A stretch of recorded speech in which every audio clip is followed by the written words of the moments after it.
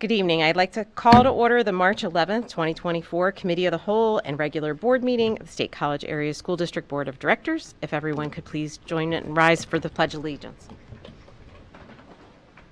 I pledge allegiance to the flag of the United States of America and to the republic for which it stands, one nation, under God, indivisible, with liberty and justice for all.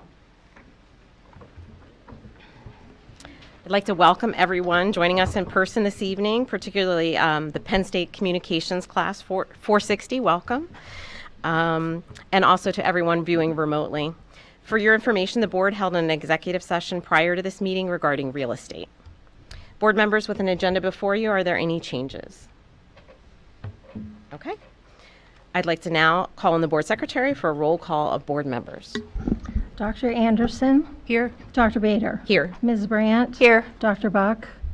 Here. Dr. Crevecoeur? Here. Dr. Demo? Here. Ms. Huff? Here. Dr. Miller? Here. Oh, and we have our new student representative with us this evening. Sorry I didn't get to come over and say hello. Bruno Aragon, welcome. And please, if you have any questions or input you'd like to give, just like everybody else, let me know and we'll be eager to hear from you. Thank you so much for having me. Thanks. So moving on to communication items, we have 2 retirements in the district that Debbie Anderson is going to share with us. Michelle Russell is retiring in June with 30 years in the district. Mickey, as she is known to colleagues, started in 1994 as an instructional paraprofessional at Panorama Village Elementary School. After 2 years, she spent a year as an instructional para at Park Forest Middle School for a year before returning to Panorama Village, working there at Mount Nittany Elementary School until the present. Mount Nittany Principal Mark Feldman commended Mickey for her commitment to students, saying, "Mickey Russell dedicated her career to elementary school students, families, and staff in her role as an instructional paraprofessional. Mickey will long be remembered for her kindness, compassion, and willingness to go the extra mile for any student. Mickey's bright smile and pleasant demeanor made her the ideal colleague and friend. Mickey always prioritized service above self, accepted new and challenging assignments, and made the days of those in her presence brighter. Mickey Russell will be missed at Mount Nittany Elementary." The board thanks Mickey for her service and wishes her the best in retirement. Cindy, I apologize. I'm just getting this tonight. Do you know how to say that? Cindy Gorilla. Can I have any kind of confirmation that I got that right? I apologize if I got it wrong. Cindy Gorilla? Garilla? I apologize. Is retiring in June with 29 years in the district. From 1995 to 1998, Cindy worked as an instructional paraprofessional at Matternville Elementary School. Since then, she has been a library paraprofessional at Matternville, Radio Park, and currently Grays Woods and Easterly Parkway Elementary Schools. In addition, she is in her 3rd year on the SEAL support staff.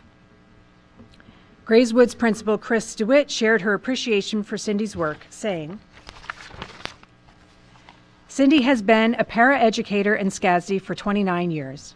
She began supporting students and staff in 1995 at Matternville Elementary School and then moved to Grays Woods Elementary as a library paraeducator when the building opened in 2002. In 2022, Cindy also began sharing her time as a library paraeducator at Easterly Parkway. In her role as a library para, she has assisted with library needs, assemblies, authors' visits, the GW Social Club, the GW SEAL program, and so much more. Cindy is insanely handy and can literally fix anything. She is creative and always willing to lend a helping hand. Those who work closely with her will miss her sense of humor, technology skills, and willingness to assist as needed. Because she grew up near Stormstown, Cindy is our resident historian. She is always sharing interesting facts about the area and telling stories of which families lived in which houses back in the day. She's raised her family here and has always called this area home. In retirement, Cindy plans to spend time with her husband, children, and grandchildren. We wish her the best in this exciting next step of her journey." Grays Woods librarian Ann Bruce added, "When Cindy interviewed for the library position at Matternville, she said that she wanted to work as a library para until she retired. That was 29 years ago. Cindy remembers every child's name and often their library's student number. Being an avid reader, she can readily suggest great books to students and staff alike. Her songwriting ability, along with her beautiful singing voice, are superb. These skills were enjoyed and appreciated by many students and teachers. Cindy will be greatly missed by the students and teachers at the State College Area School District. The board thanks Cindy for her service and wishes her the best in retirement. Thanks, Dr. Anderson. Up next, we'll have a superintendent update from Mr. Johnson. Thank you, Amy. I would like to congratulate our communications team. Nabil Mark and Chris Rosenblum fared quite well in the Pennsylvania School Public Relations Association statewide communications contest. Nabil won first place for photography, while Chris was recognized for his writing. Great job, and thank you for all you do within the district. Congratulations. So I already recognized and welcomed our new student rep. Bruno, do you have an update from the student perspective? Things have been pretty normal. Just wrapping up the year, getting excited. Okay. And was there a little bit about the wrestler that yeah. we were gonna hear about? Oh, this past weekend, state high wrestler Asher Cunningham was crowned the 160-pound state champion after defeating Central Dolphins Ryan Garvik 2-0. Additionally, Pearson Manville won silver at 145 pounds, and Nick Pavlechko won bronze in the 285-pound weight class. To have 3 wrestlers finish in the top 3 is an incredible achievement and a testament to their hard work and dedication. Congratulations to these student athletes and head coach Ryan Cummins. One other historic point of note, State High's Anna Lackey became the first ever girl to compete at the PIAA Championship. If you recall, this is the first year girls wrestling is a PIAA sport. Anna finished with a record of 1-2 in the 106-pound weight class. I would also like to congratulate senior Claire Chi for being named one of 150 Coca-Cola scholars nationally. Nearly 104,000 students applied, with about 1/6 of 1% selected to receive a $20,000 scholarship and a trip to the Coca-Cola Scholars Leadership Development Institute in Atlanta next month. Thank you. And I believe Claire is also one of the few representatives to the State Board of Education, which is a really impressive accomplishment as well. So thanks, Bruno. That was really great to hear. Jackie, we have legislative update. Do you have any information for us? Sure. So I just wanted to follow up with you guys that we had our CIU 10 legislative breakfast on March 1st, and it went very well. We discussed working to answer the charge of the Commonwealth Court through funding, and we talked about career tech and education workforce development, as well as cyber charter reform. There were several legislators on hand, so it was a really good opportunity for us to speak with them about where they see the budget going this year. In the state legislature itself, the Appropriations Committee has been having hearings, many hearings about the budget itself, but the other committees have been pretty quiet at this point. And then finally, I'd just like to remind all the board members that PSBA Advocacy Day is coming up on April 8th. And if you'd like to participate in that, you do need to sign up. So let me know if there's any interest or if you have any questions about it. I hope they're going to give you a break to view the solar eclipse on that day when you're there. I think that's the solar eclipse day. Wrong direction. Yeah, it is farther away from totality. That's right. Next up, we have Center Region Council of Governments report. Peter or Gretchen, do you have anything for us? Peter, do you have anything? No? Okay. I have 3 things now that you mentioned the eclipse. I've had reservations for over 2 years to see it in right near Westfield, New York, because I'm married to an astronomer, so I will not be at advocacy that day. And my COG report, I have basically just one item and then one reminder. The item is that today the Sustainability Committee met, and they voted that the committee endorses the COG becoming a partner organization for the Center County Solar and EV Charger Co-op that will be administered by Solar United Neighbors. So it will now go to the general forum, but that's on its way. And then just secondly, I wanted to remind everybody administrators and board members that should anybody have any communications they would like to share with the Council of Governments, to just let me know, and I can include it in the SCASD report at the General Forum. So that communication goes both ways. And I've just been doing it myself, but I remembered that I actually used to go to the superintendent and board president and ask them every 2 weeks if there was, or every month rather, if there's anything they wanted to share. So I just wanted to highlight that that is a possibility for any of us. So that's it. Thank you. Great. Thanks, Gretchen. So at this time, we have time for public comment. Each individual will be allotted up to 3 minutes for items related to board business that are not on the action item portion of the agenda. For action items, public comment will be held just prior to voting on that item as required by school code. If additional time is necessary, the board may consider reopening public comment after board business is completed or during the next meeting. As a reminder, public comment is a chance for community members to share their thoughts with the board. It is not a time for the board to answer questions or engage in conversations. You can always email the board at all-board@scasd.org. Is there anyone present in person who'd like to make a public comment? Sure, come up to the podium if you would. If you could share your name and where you reside in the district, and you'll have 3 minutes to share your comment.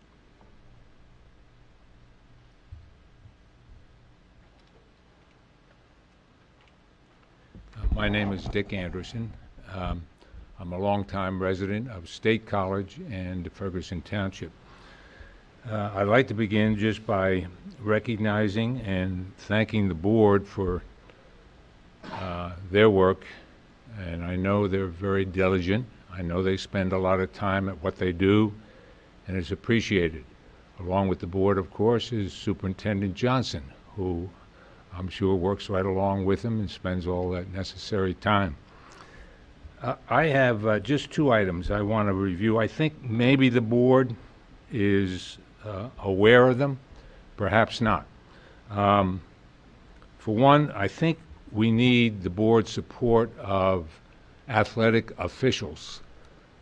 We are getting to a critical point with officials, not only in the center region, but throughout the state and really in a lot of areas in our country.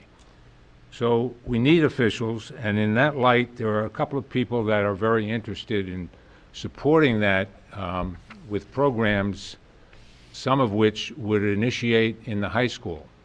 Chris Weekland has a program that he has outlined, and there's another gentleman by the name of Bill Keogh who's interested in starting an academy for officials, and that's all sports. So we're getting to the point where, in fact, we may have to reorganize schedules so that we can get adequate officials for games. And we're nearing that point. So I think taking this on at this point is a very, very important thing for the district, as well as for the state and the region. So I'll have the opportunity maybe to speak with you more about that at the upcoming coffee, I think is in April. So, and any other information I think you need on that, I think you can get from Chris. He's been very active in that regard. There's a program going on this week, a seminar this Saturday. I think it's going to be in the high school. I got to double check that. It was originally scheduled for the business center. The second thing has to do with coaches, qualified coaches. There's a shortage of coaches, and much like officials, we need people to address it. It's not, again, not only in the center region, it's statewide, and it's in a lot of areas of the country. One of the things that governs this is the Fair Labor Act of 1938. It's an archaic law that was made at the latter part of the Depression, and it affects our people where we cannot offer a stipend to an hourly wage person in the district. And so instead of saying to a particular person that we may want to coach and he or she may want to coach, we'll give you a stipend of $1,000, $1,500, $2,000, whatever it may be. We cannot do that, and the only way that they can get to coach in the district is to pay them time and a half on their salary, which would very soon become prohibitive. So we want to address that. Linda Pierce has worked with me on that. Linda's been very helpful, and I really think if the board could put forth a letter that would go to Glenn Thompson. Glenn Thompson's very aware of it. Glenn Thompson, our representative in Congress, and he's on the Education Committee. He has promised to bring this up and to bring it forward. But the only problem dealing with Washington, as you probably know, is it moves very slowly, and it needs persistence. Thank you, Mr. Anderson. So if you folks, if you're interested, please check with Linda, see if maybe we can get a letter put together to that effect for Glenn Thompson. Thank you. Anyone else in person who'd like to make a public comment? Okay. Do we have anyone online that would like to make a public comment? If you would like to make a comment online, you can raise your hand, and we'll call on you to public comment. No one? Okay. Moving on, we'll start our committee of the whole portion of the meeting. We're going to start with culture, climate, and learning and an IB update.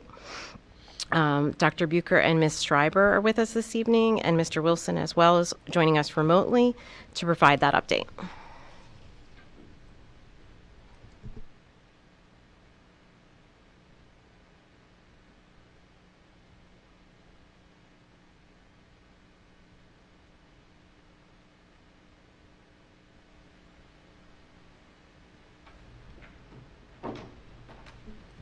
Welcome. Good to see you.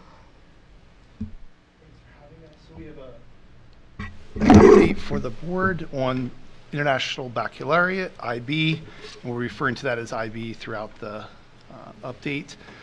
So as you mentioned, our Associate Principal, Mr. Wilson, is on Zoom, and I have Jen Schreiber here with me as well. So I'm going to have Jen go through the memo, and then we're going to try to answer some questions. Thank you very much for having us and giving us the opportunity to provide an update to you. I'm not going to read through all of the specific numbers that you have in front of you, but just to give you a brief overview of the program itself and just to highlight a couple of things.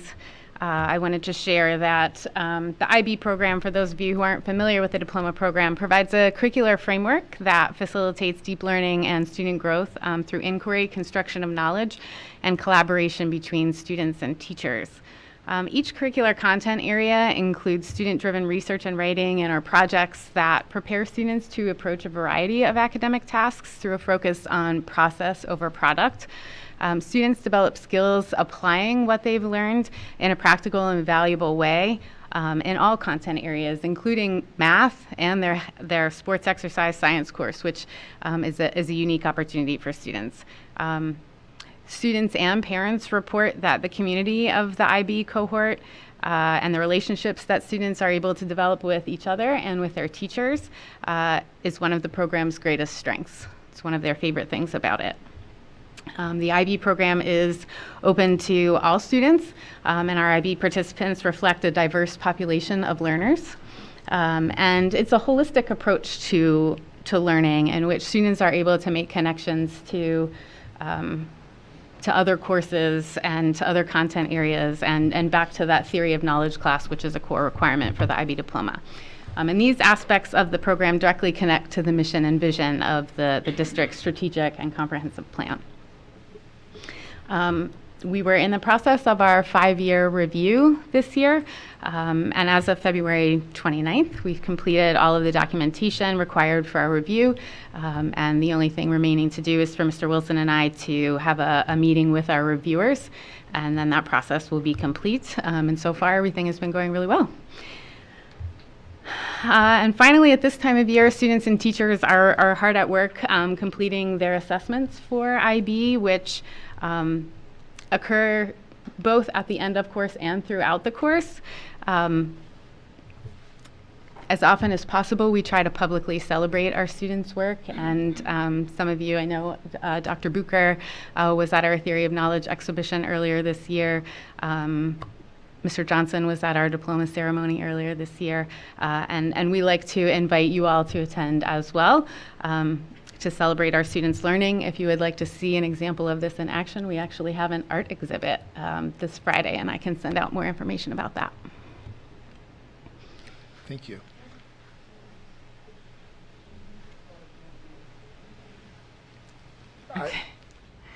I can try to field some of the questions. So in preparation for the memo, we did field some questions that we'll try to answer. And is that okay? Yeah, if you're going to the next part, because it's just about the overview that you were talking about what you're waiting for. You already gave then the report, and now you're just waiting. And what's in the report, it seems like it's extensive. What has to be done, and so I compliment you on everything that's ready and you hand it in. But one of the things that was very curious to me of the self-study report is about one of the things that you had to include about challenges to further develop the program. So I would be curious to know if you don't mind sharing some of the challenges that you have, because looking at the numbers, they seem low. So Sure. Obviously, one of the biggest challenges to starting a new program for us was that our very first year of implementation, our school shut down for COVID, and that was really difficult, and it's been hard to recover from.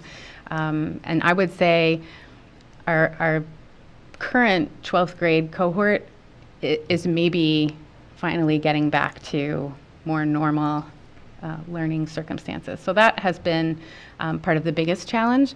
I would say another significant challenge is that we have a group of faculty who are trained in IB, who are very well versed in the program, who work really hard for the program and believe in it. But we don't have a larger school community that knows the program as well as those teachers who have been trained. So having teachers who are able to speak to the program who are not necessarily trained in the program has been a challenge for us. Okay, thank you. I have more questions, but I'll wait after you. All right, thank you. All right, so just as trying to field some of the questions, so we're talk a little bit about inclusion for students being able to access IB courses. So any student is able to take or course select for IB courses. We don't have prerequisites for IB courses unless it's like a required, like a level 2, like you had to take the level 1, or some of the courses have math prerequisites that would need to have the skills to do the math. Jen's going to talk a little bit about some of her efforts that she would like to share. Sure. In that same area. One of the things that is part of our documentation for IB is we have to have what's called an admissions policy, which is more of a procedure for us. But our admissions policy or procedure provides open access so that any student can access IB courses and the IB program without any barriers to participation. And I also work with my AP colleagues to encourage diverse student participation. For example, back in January, before students were registering, we held a pizza lunch with support of Tanya Black and the Office of Equity to gather students and have conversations about some of our different advanced course offerings. Thank you. We also, directly from the memo, there was wanted some clarity on the number of individual students in IB courses comparative to the number of a la carte students in IB courses, and how do they overlap. So just to clarify, a few advanced courses changed from advanced to IB, the course World Religions. 11th grade advanced English was removed because the number of advanced course offerings for English 11, that we also basically had repetitive. We had IB for English 11, and we have AP for English 11. So there's some repetitiveness there as well.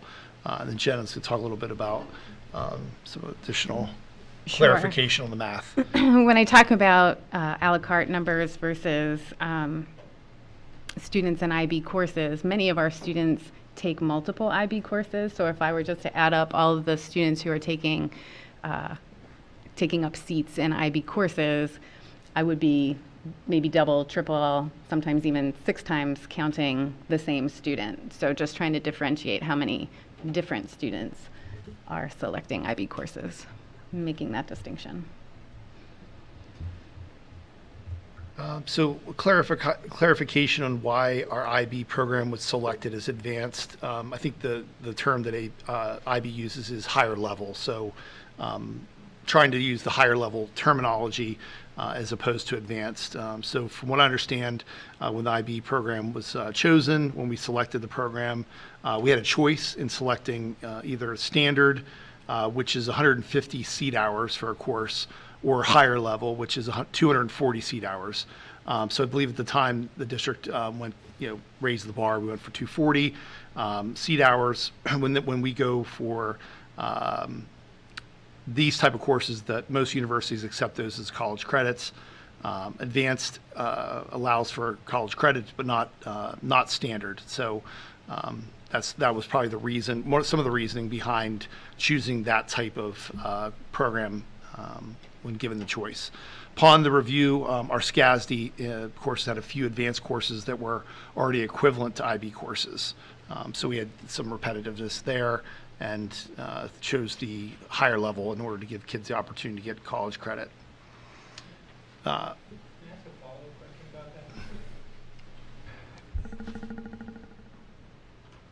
So is it just more efficient to use the IB and not have to develop advanced courses and not have to have AP courses and not have to, like...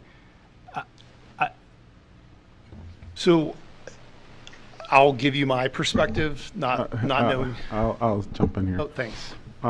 It had a lot to do with the number of courses that were being offered. You go from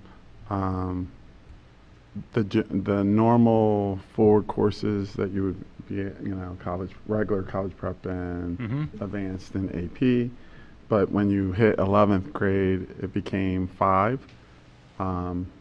And then when you go to 12th grade, it goes back to 4 again. So in order to have a even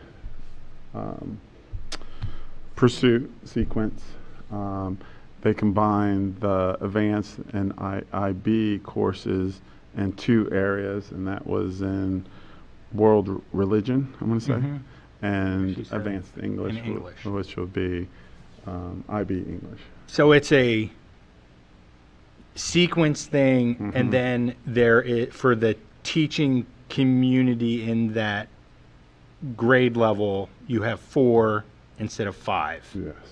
So in that grade. In that grade. 11th grade. So I just want to make sure that.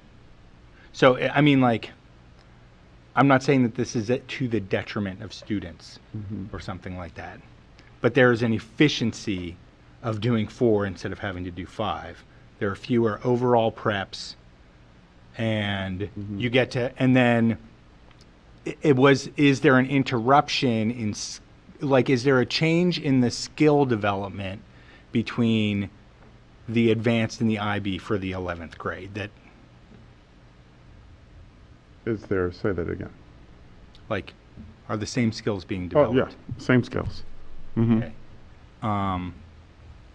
Yeah, I mean, this is like one of these.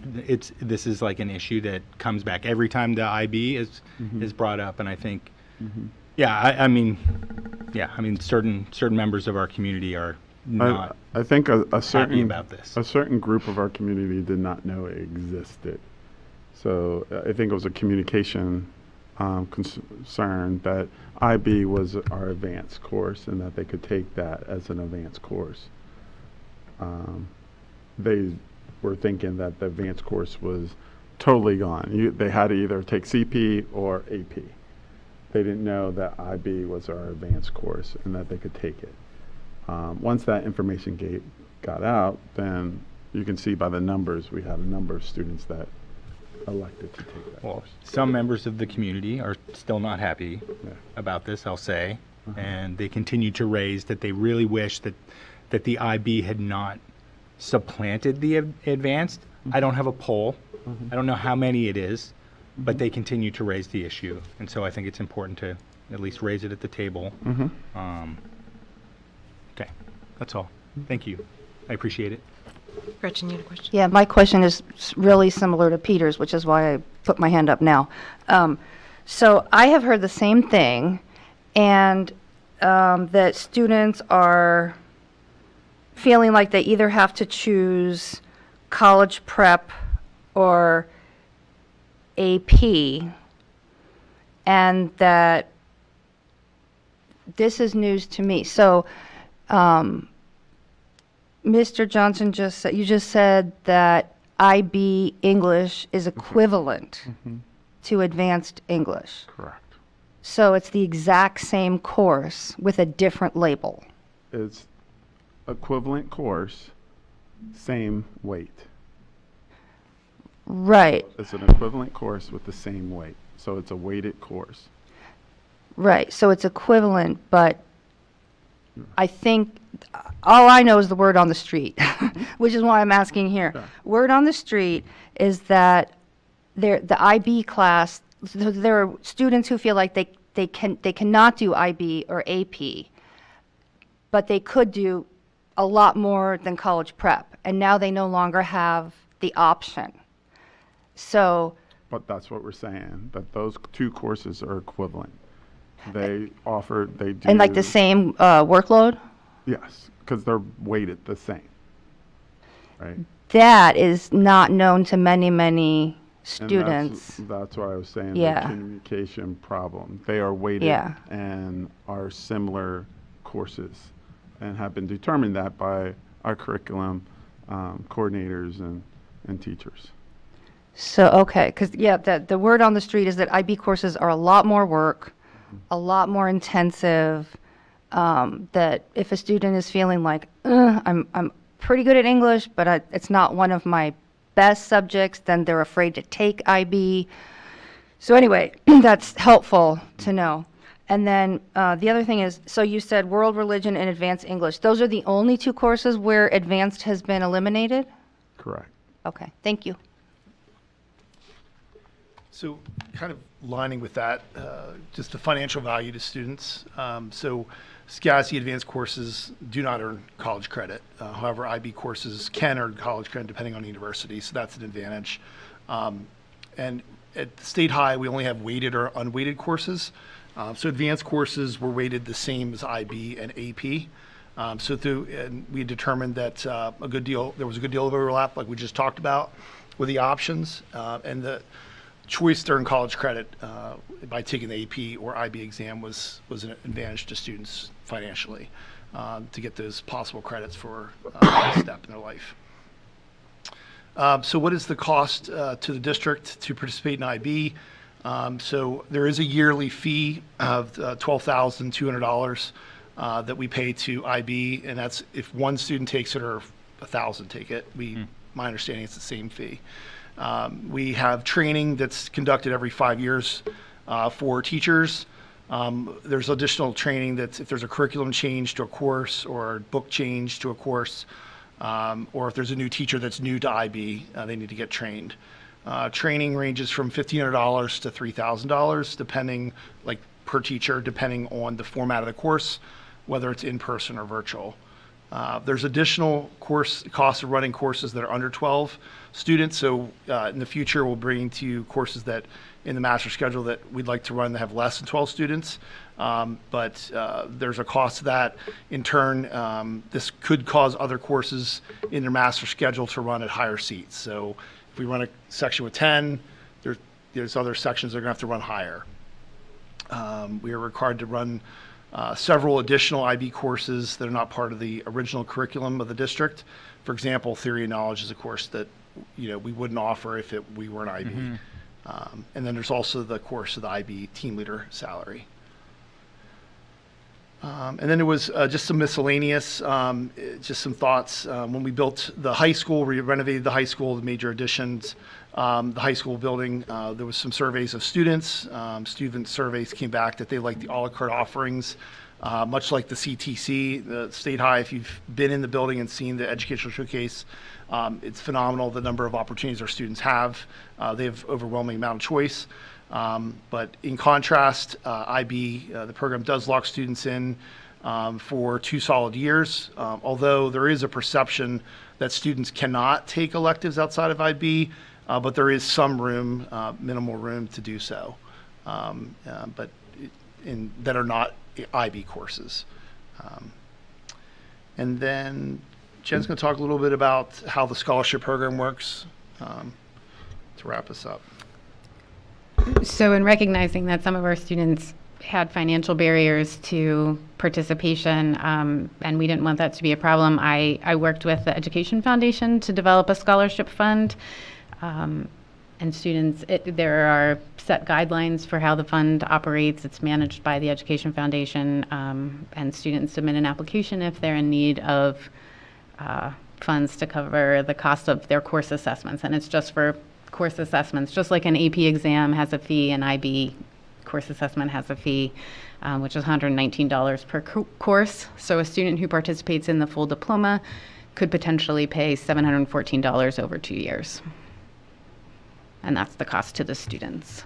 And so when does a student apply for the scholarship? Is it like the end of the, so they get reimbursed, registration, or is it to pay for the course, the exam that they're going to take? it's the exam that they're going to take. So when I'm registering students for exams, I let them know about the scholarship opportunity, and they can submit an application for the courses that they would test in the current school year. Is a student who takes an IB course required to take the course assessment? Not at all. Thank you. But when they get the diploma, doesn't it, because I know there were some students that completed the course, but they didn't get the diploma. And was it based on the fact that they didn't score high? Like, what was it based on?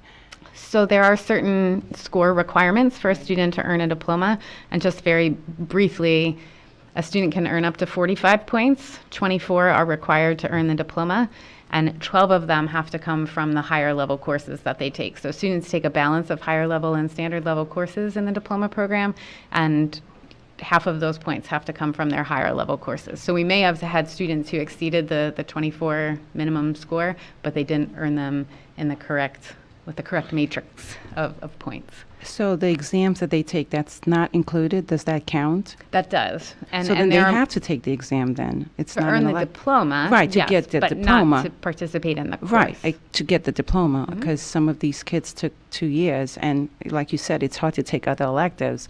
So if they would spend 2 years for the diploma or complete the program, and they didn't get the diploma, is it because they didn't score well on the test? They didn't score high enough. on High their- enough, so then the test is mandatory if you want the diploma. If you want the diploma, yes. Okay. But we have options to help students pay for it if that is the barrier. Okay. And the students taking a la carte can choose not to take Right. the test if they so Yeah, desire. the ones that Right. are taking out. Right. Yeah, I agree. Okay. All right. I had ha- another question, actually. What? No, go I had ahead. one quick question, because you mentioned differences between the standard course and the higher level course, but earlier you said we opted into the higher level profile. And so I do have that question, because I'll be honest, I have a high schooler, and we were looking at an IB course, and we were trying to determine how rigorous it was, and it was not labeled in the course booklet whether it's the higher level IB course or the standard course. It's just labeled as a course. And so how would the students know which are which? So for the That make most sense? part, sure. Higher level courses occur over 2 years, so anything that is year 1, year 2 would be a higher level course for sure. Some of our standard level courses run over 2 years, but many of them we can run in 1 year. And so they're both weighted because they're both rigorous, but it is the amount of time required and the amount of content covered in the course that makes it standard level versus higher level. For our purposes, many of our higher level and standard level courses are co-seated, and so students have the same access, but students are not permitted to test in more than 4 higher level courses by the IB. But when they're registering, how, if we have ones that are seated with higher level and lower level, how do they? It's not lower. That's I'm not sorry. That, I know. Yes, standard. I apologize. No, I know.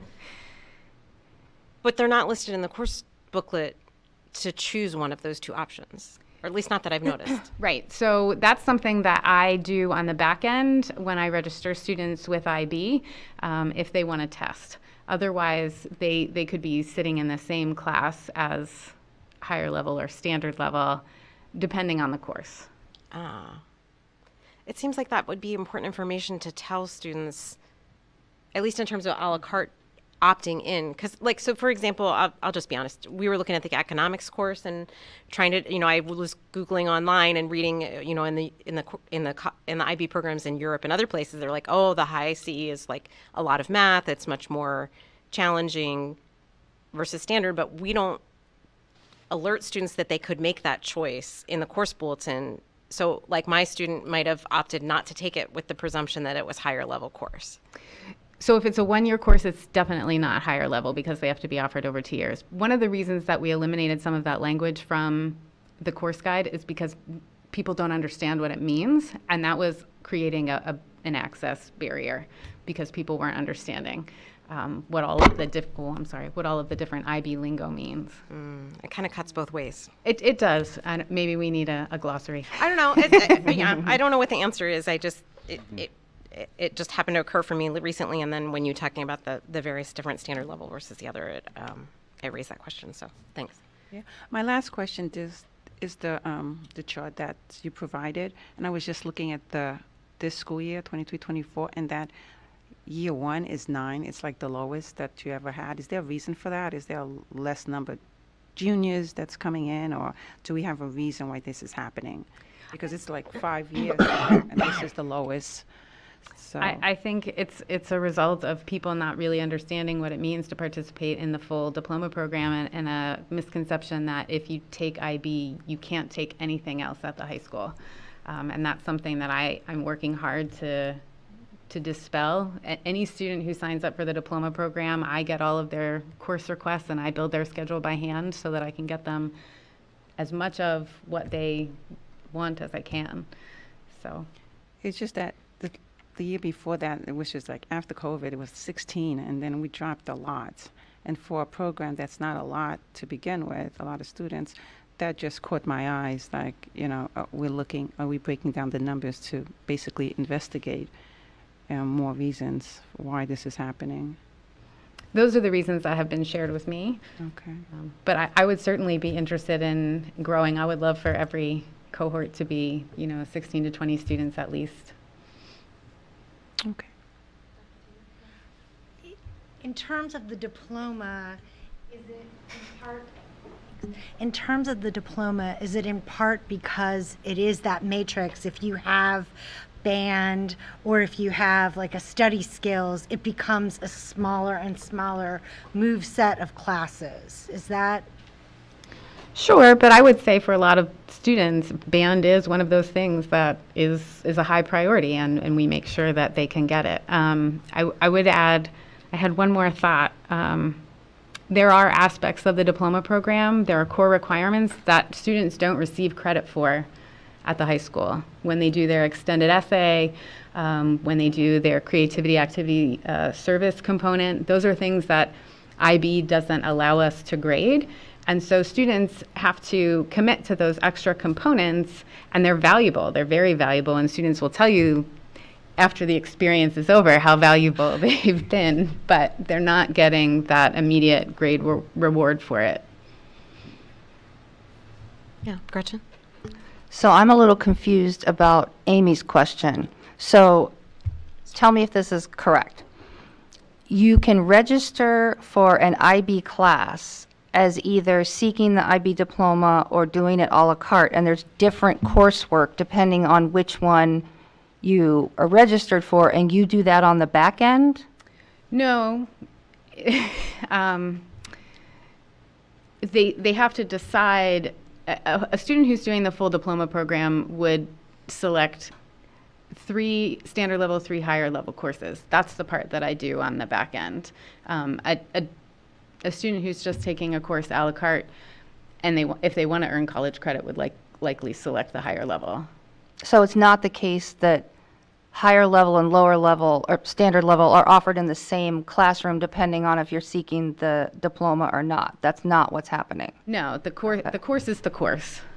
And so back to Amy's point, then the student has no way of knowing whether they're signing up for advanced or standard? The student decides. In courses where we offer both. For example, English, we only currently offer at the higher level. And if we were to offer the standard level, it would probably be a separate course. Math is separate at the standard level than at the higher level. But But for world languages, for example, standard level French co-seats with higher level French. And the way the students are assessed slightly differs, but the skills that they need are the same. But that doesn't depend on whether you're seeking the diploma or not. No. It's a student choice. The students can So- say, I want to test at the higher level, I want to test at the standard level, or I don't want to test at all. And only the higher level would qualify usually for college credit. Currently, although Currently, the if I IB was- is really working hard on that. So back to Amy's question, though. If I'm a student and I'm sitting there with the course catalog and it says IB, and I think, oh, I want to take IB Econ, then I sign up for it, and then I find out the first day of class whether it's advanced or standard? No, it's a 1-year course, so it's a standard level course. So that's obvious in Any the... higher level course, and it says this in the description in the IB section of the course guide, that a higher level course is over 2 years. I think that might be confusing. I think that might be. Like in terms of what students, well, what does our student rep think about all this? I think going into specifically myself, I was a freshman during COVID, and we weren't kind of informed much on the IB program at all. It was kind of like a thing that teacher would pop into your school and your class and kind of explain. I remember specifically during 10th grade speaking about different math, and it kind of did make sense. But for me, I've been in the school 4 years, and this is the first time learning that a first-year course, IB, is considered, you can correct me if I'm wrong, standard level for first year? For 1 year, a single A year? 1-year course is a The standard level. and then you have to take, in the 2-year courses, you can It's have a higher standard level. level or a higher level. So that was kind of like the first time I knew about that, like now. And I kind of have a question I guess you could say. So I know that there's a difference between IB economics and there's base economics, I guess you could say. But since the 1 year is the standard, kind of is it just more, could you consider it advanced or compared to the econ, that it's non-econ? It is advanced compared to the econ. So then, Because of the types of assessments students are preparing to do, we weight all of those courses, regardless of whether or not they're standard level or higher level. Okay, thank you. And as you can imagine, it's a lot of information to take in. So I share information, and students hear this information in more than one way. They hear in counselor presentations and the information that we have on our website. But it's a lot to take in and understand without having a one-on-one conversation, with somebody who's in the program. I just wonder if the confusion might affect the numbers, like if the enrollment might be higher if it was clearer. Just posing a question, not just a rhetorical question, yeah. Deb? Only because my kid did take the IB economics course, just to answer your question, Bruno, in case you're thinking about it. I think the non-IB econ course is a half a credit, and it's a half a year. So the IB econ course is the only way to get a full year of economics. It just sounded like you were aiming for that. So that's not my question, though. In the context of how it might be confusing to students, and I just wonder if you could talk very briefly about the IB math classes, because I got to be honest with you, I tried to read the information from IB, and I cannot understand it. I cannot figure out what it's replacing.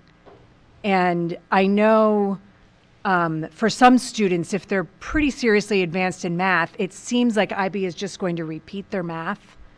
And I don't know, there's no solution to that really, but I do think that could also impact your numbers because we have a non-trivial number of kids who are pretty advanced in math. So IB math differs from our typical math progression in that it's not a single topic being covered in a year. So whereas a student might take Advanced Algebra 2 in 1 year and then pre-calculus in the following year, IB covers Advanced Algebra, pre-calculus, statistics, calculus. It integrates all of the maths together. And so a student, in order to cover all the material that is covered in a 2-year IB math course, would have to take at least 3 math courses at State High. Thanks. Okay. I think some of the issue that we're having is that students 9th and 10th grade have already started selecting courses or have selected courses, and then in their 11th grade year to switch their direction into IB is a difficult hurdle for them, because they're used to the courses that are being offered in 9th and 10th grade. So as far as advanced AP, those type of things, and especially if you're in advanced math. So, and then to all of a sudden take a different direction without having influence of knowing other students that have taken IB courses or have some kind of IB connection is a difficult one. And it's not like taking CTC, because you have an interest in that elective. IB is cross-board, it's cross-content, so it's a harder choice for some of our students to take. And I think, though, we did start doing a little bit of promotion at the middle level, right, recently, just to try and kind of. So I do participate in 8th grade tours, and I talk to a lot of 9th grade families during the instructional program showcase, and there is a lot of interest there, but there is kind of a gap in the 9th and 10th grade years. Some of the feedback from our self-study was, ways that we could provide more information to students and families, and so that's something that I am thinking about as a next step beyond what we already do. Yeah, I think it's such a great program, but I think to Mr. Johnson's point, there is that it's so cross-disciplinary, which I think is a really valuable thing, and it may be that we need to think about how can we offer a couple cross-disciplinary kinds of courses at 9th and 10th grade that might encourage students to think about wanting to engage in courses like that. Might be a way to, but that's more stuff. So, yeah, I think we should wrap up though soon and move on. But go ahead. Yeah, I think that an observation, really thinking about what the parents who are upset about that 11th grade English, is that kind of has to do maybe with some of what Mr. Johnson just said, and actually what you just said, Dr. Bader, which is this kind of going from regular 9th and 10th grade English, and then you're in this very cross-disciplinary or interdisciplinary, and I'm a big fan of interdisciplinary work, personally. And I know that there are students who are like, why am I doing this? And their families are like that. And they come into a course where they're like, why am I doing it like this?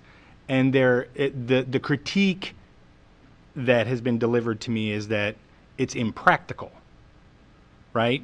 Now, I'm not in the classroom, so I can't say anything about it. But I'm just wondering if there's a way that preparing the 9th and 10th graders for that more interdisciplinary, cross-disciplinary 11th grade experience might be worthwhile in the district more. I'm not in the classroom, so I'm not implying that something has not been done. Right, isn't that what I just said? Yeah, I'm reiterating. Okay, Yes. just making sure I was Exactly. clear. No, I was like, no, what? Maybe I wasn't I'm clear. reiterating it because but I'm pointing it at the 11th grade English class. Okay. Gotcha. No worries. Yes. Just want to make sure I No, didn't. no. I didn't I'm not trying to be some man that who I was, thinks that. No, I just wasn't sure Yes. if I was confusing. Okay. Thank you. Awesome. Thanks very much, Jen. Thank, Oh, was there more? Do we? no, yeah. No. Thank you, Mr. Wilson. Oh. He's presenting at the Hershey Data, the state data conference today representing our district. And I want to appreciate their work, both of them, on preparing the memo. Yeah. Thanks for being here, Brett. Even Superintendent's watching you over there. That's really good. All right. Thank you. Thanks very much. So up next, we're going to have an update on the Pennsylvania School Climate Survey, and Ms. Yoder and Ms. Knaus are going to provide that information. I think we have one in person and one online. It's the theme tonight. Okay.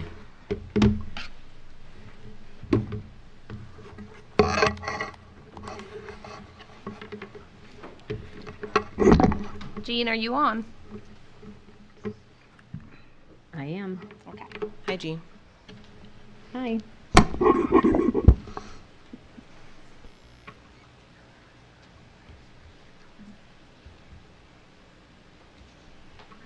Oh, I need to turn these on.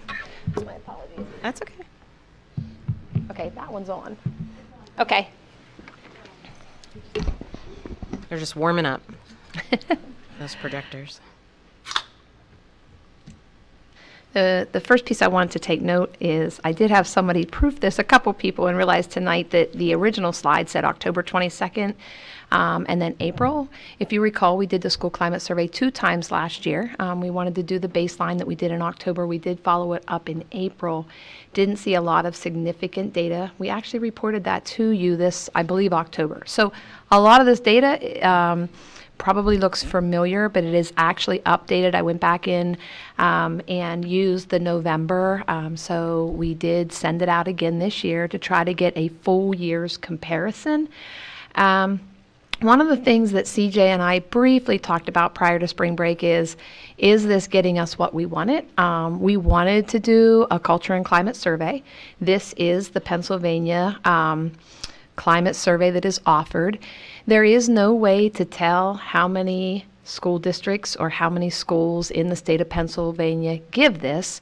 So we will be sharing state data tonight, or comparison data from State College, but how much is it getting? Something I do as you're going out to your board school visits is where I think this can be really, really beneficial. I don't think tonight's overview will give you a lot of good quality detail, but our schools do disaggregate this down by school, by grade. They can get to really each particular question to see where they need to focus, and they are doing that as part of their school comp. Most of the schools are doing that as part of their school comp plan. So when they're presenting those school comp plans to you, certain areas are reviewed by their teams and their focus teams that they have within their schools. We'll still go over it tonight. You're going to see a lot of consistent data. I updated some things, but just as a reminder, especially if for people in the audience or anybody that hasn't seen our prior ones, it is a school, what's considered a school climate survey, and it reviews 3 specific domains. It asks a series of questions that are focused around student support and engagement, social emotional learning, and safe and respectful schools. We cannot change this survey. We've asked to edit different pieces of it, but because it is controlled by the Department of Education, we can add questions at the end. And if you recall, last year we asked several questions. This year we only ask 1 question, and the other, we couldn't get the quality question on the activity survey, so we'll be doing a questionnaire for students for that comprehensive plan goal and reporting back to you probably May or June on that. And something that you might not know is there is a grant out there that PD is sponsoring to get a research team to dive into this Pennsylvania School Climate Survey to improve it. So I'll be interested to see what comes of that research and who does it and some of the questions that they come up with. So the reports and what we were basing this on were on the prior 2021 to 2024 comprehensive goals. As you heard at our last meeting, they are changing. However, the overall goals and pillars are still engagement, growth for all students, successful lifelong transitions, and then safety and support. So we tried to align those. That will be changing within for next year when we look at our different comprehensive planning goals. So we'll start with a student overview. Like I said, we won't go into a lot of detail tonight. Jean is here to answer any questions from her end if they come up. But really what you will see is we were hoping for some gains. We just saw pretty consistent data in pretty much all of the review of the slides. Keep in mind, the state recognizes anything that they mark in green as really above an average, or you're doing, that is above where most students are in those particular, schools are in those particular areas. And then black is kind of like the average where you should be, status quo, and then anything identified in red is where we need to take a deeper look. And that's what we can do question by question within our buildings. So One of the things that I want you to try to look at as we go across the grades is we've stayed consistent. I'll go into a slide in elementary where third grade stayed consistent to fourth grade, but like our new third graders are going to look different. But really, if you recall last year in the high school, I'll point that one over there, we didn't get the turnout of student participation that we wanted. You can see that we have a larger presentation at both the middle schools and high schools this year, and even so we got a better overall participation rate. We had changed some things and really asked our teachers to report back. And with the major increase in the high school, this is really the school that has shown some a little bit more increase than our elementaries and middles that have pretty much stayed status quo. So no areas of red in any of the overall. Then by high school, we went ahead and broke it down by grades. So even this year within the high school, when we had a higher student participation, although we didn't see any areas of overall strength or in green, really the data is showing that we have made improvements. We have no areas in the red overall. They may see individual scores in the red when they drill down their data because they can look at those questions, but they have seen an overall increase in some of the areas that we focused on.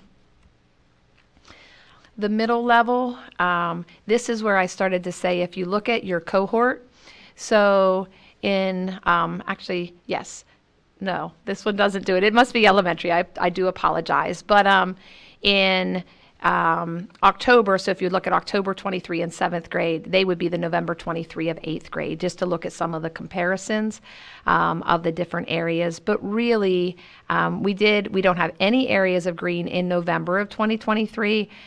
We were close in some areas, but we did actually see a little bit of decline in our safe schools within the middle schools. And this would be both middle schools combined. And then this was the area, if you look at our third grade in October of 2022, but you then look at our fourth grade in November of 2023, that is a class that has overall high. They are perceiving themselves, remember, they're answering questions about themselves and their school, as higher than some of the other areas, but there were no overall areas in the red in either grade. And again, if you look down to the 100th percentage point or even the 10th, there's not a large difference in any of the scores in elementary or middle school. This is, again, how it is asked with regards to gender. So I find it interesting that our females are reporting higher averages than some of our males in elementary, but we would really have to go to each elementary school to dig into the why. So to present this data, it's really hard to say what is causing that or what is different. And then the disaggregated data within the elementary saw a little less above high with regards to when we break it down by race. However, when you do look at it, there are some differences. There is a big difference. If you keep in mind Pacific Islander, it is a smaller population, so we could go in and look at the specific numbers to see how relevant that data is, but that is still an area that showed overall in November as one that we want to look further into. We did it by grade. Again, you can kind of see the strengths that I showed you earlier with overall some solid growth both in October and in November in our 3rd, 4th, and 5th grades. And then from there, we do see a decline in middle and high school, but still not into the red or an area that the state is saying you need to take a pretty deep dive and focus in on. So again, just to not spend a lot of time on it, pretty consistent overall. If you look at your overall students and then your difference not listed, of course, students can select that, and that is in both years, I would say, significantly lower than students who identify as male or female. And then, again, disaggregated by race, nothing in the red. Some subtle changes, though, in some of our areas.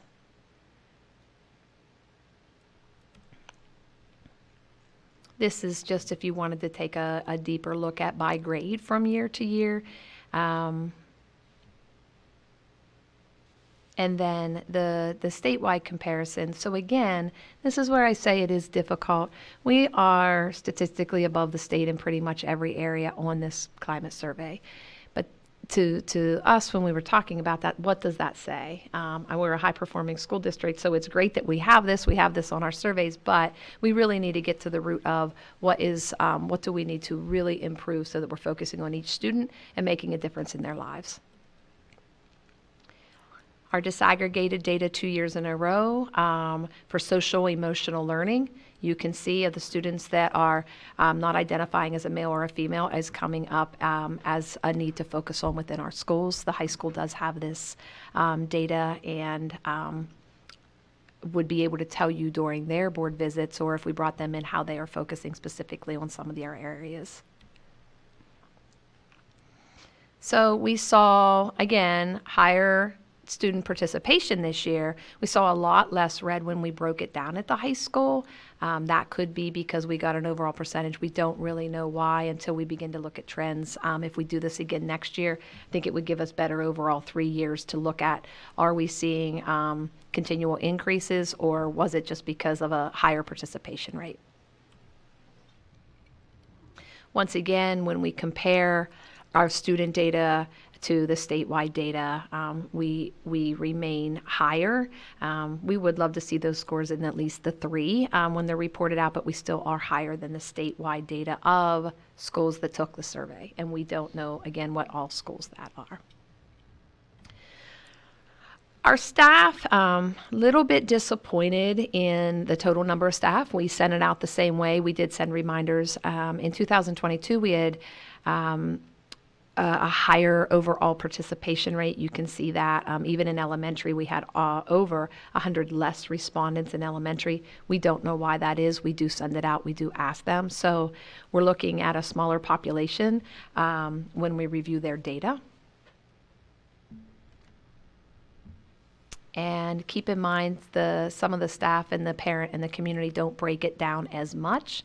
But they do give us comparisons of State College compared to other schools. And we'll give some data across here that compares the staff and students in a slide or two that's here.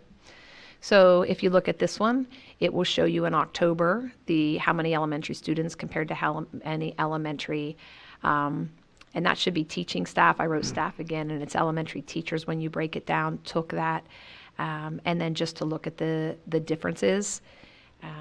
I continue to find it interesting that our students in elementary rate themselves higher in social emotional learner, both times significantly higher than the staff does. They believe that they are doing okay, and our staff feels a little bit less, actually in all 3 grade spans that we do ask that.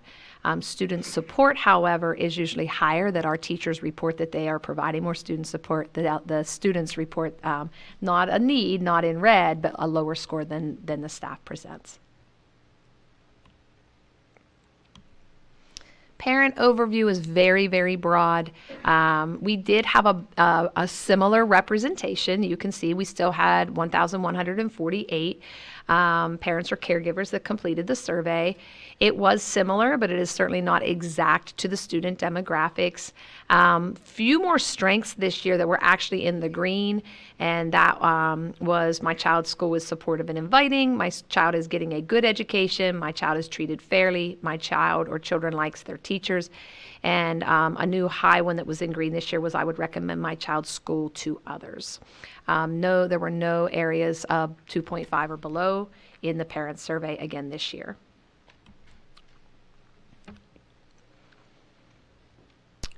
This is just the percentage if you want to take a closer look at what parents, it's pretty equal. We did have representation from all grade levels. And then the different races are also listed on there to give a comparison. our community. We do send this out to our community group of stakeholders. Mr. Mark helps us with that. We try some other people to get at least, we try to get at least 30. I think we had 60 this year, and we got pretty similar results again. Nothing in the green, but nothing in the red. And then this is the community comparison. So in here we are all over 3, which is nice, where the statewide community is reporting a little bit lower than our community stakeholders report on State College. This is that question that I would love to know more. We're going to really have to start trying to survey our students through hopefully through our school counselors. And I know I'll be talking to the elementary principals to try to figure out why, although we don't know who, because this is an anonymous survey. In November, we wrote the question, I feel ready to move to the next grade level by the end of the year. And you can see we're still not in the 90s. In fact, in elementary, 25% are saying I'm unsure. So they may not understand the question. It did increase in the high school from 84 to 87, but I know that 90 was one of the comprehensive planning goals that we wanted to reach, that we would like at least, well, we'd like 100% of the students, but 90 was the benchmark goal. Ask a quick question? Yes. So you're asking them if they're ready to move to the next grade level in October? Correct, because of when we gave the survey. So I don't know, I'm not sure I understand why we would expect it to be higher than that. So the hope was we had transitioned to the next school year, and when we gave this at the end of the year, but this was part of one of the main focus points within the comprehensive plan. We put it in the PA School Climate Survey last year. So it was one that we could continue to ask this year to see if we made increases. But we understand what you're saying. Would they answer this differently? If you recall in the April data, it actually went down. So we don't have the answers. Less students in April of last year said that they were ready to move on than they did in October. We tried to change. We did change, level the wording a little bit by the end of the year. But it is a question that we need to talk about if we're doing future questionnaires for our activities, which we're going to do. Do we add this as a question at the end of the school year that our teachers can give? And that's something that we can talk about in cabinet to decide. Yeah, and I think a better understanding of what they think ready means would be helpful too. Yeah. Because I mean, I understand academically you can be ready, socially are you ready, you know, do you want to leave the friends that you've made this year? Like it could mean right. a bunch of different things. So. And I think the original reason for this question, if you recall from our strategic planning, was really our 5 to 6 and our 8 to 9 grade levels, but we do ask this in every grade level if they're ready to transition.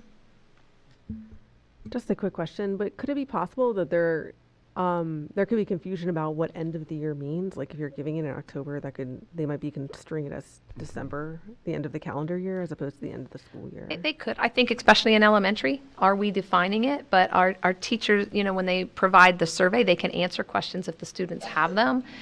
Do we need to be more explicit in that, or is there another way we want to ask that question? That's what we've got to decide, because we're not, the data is there, but what is the relevancy of this data if we don't know who is not ready to transition and what we can do? But again, as part of our comp plan, it's something that we want to continue to look at is, are we doing enough to transition our students and make them feel like they're ready to move on? Thank you. And I can say, oops, can I say something? Jean? Jean, yes. Yeah, sorry. We did take the PACE survey this fall, and they are very explicit about that question and what it means. And there's going to be a comparison coming up with that. We should get those results in April, so I should have a report in May or June for you that will really kind of take the school climate data and also align it with what the kids said in the PACE data, which is given to 6th, 8th, 10th, and 12th grade. So that might shed some more light on their perception of transition by comparing it and also knowing what PACE is explicit about when they ask. Thanks, Jean. Peter?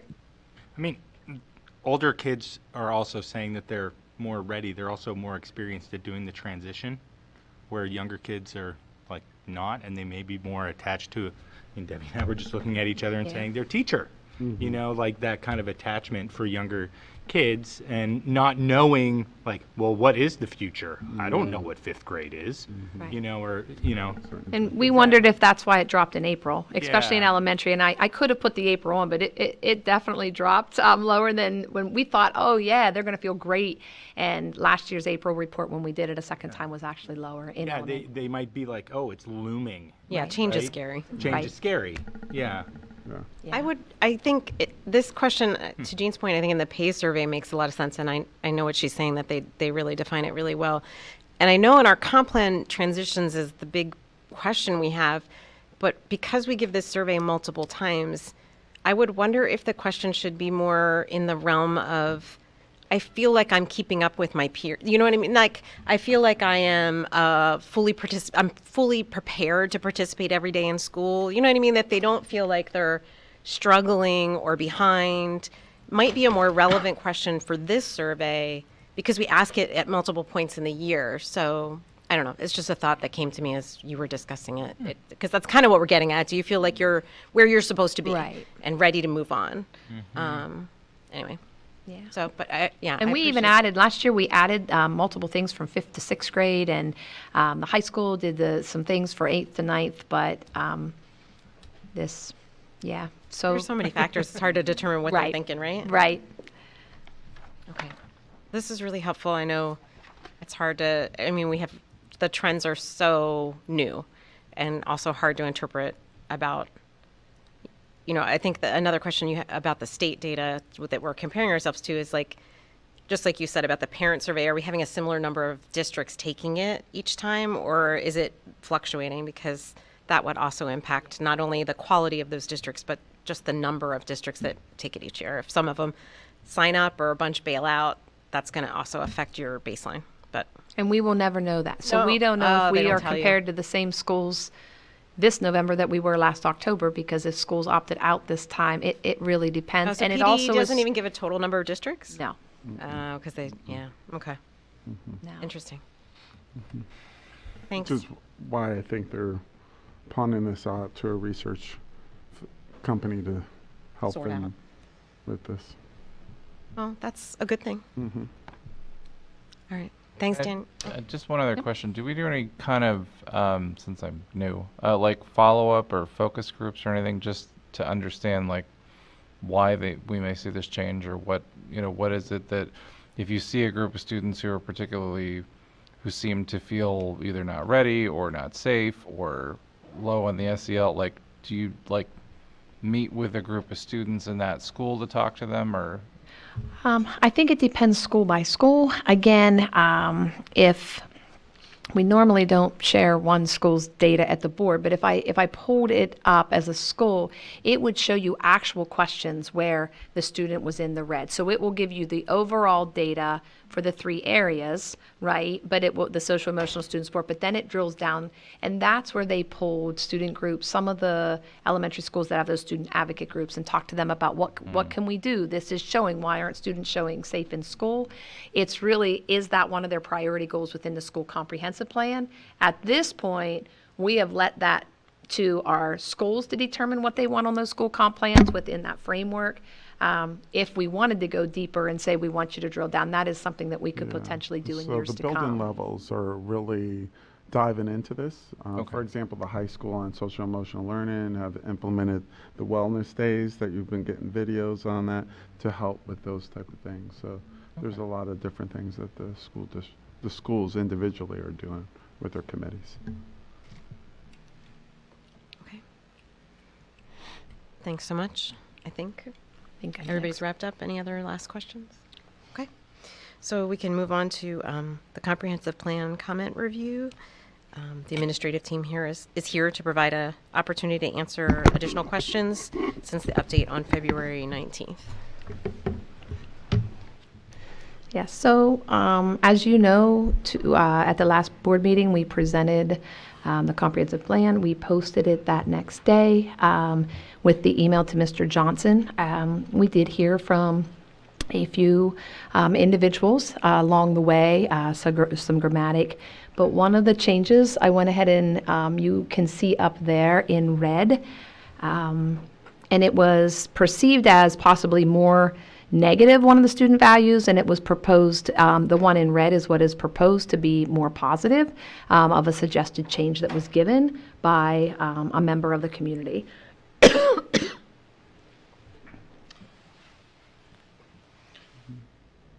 So if you're okay with that, I will re-upload the comprehensive plan with this change and take out the old student value. Okay. Makes sense. All right. And then there was one other, Yeah, so additionally, there was a typo, academic assurances to read to measures of academic progress instead of measures of academic achievement. So change that word. That was pretty much it. so if there is nothing else at the next board meeting on March 25th, it will be on as an action item to approve, and then as the memo shared, we would submit to PDE the next day for 3 more years. So thank you. Excellent. 3 more years. Not 1, 3. 3. Progress. All right. So we can move on to facilities and grounds.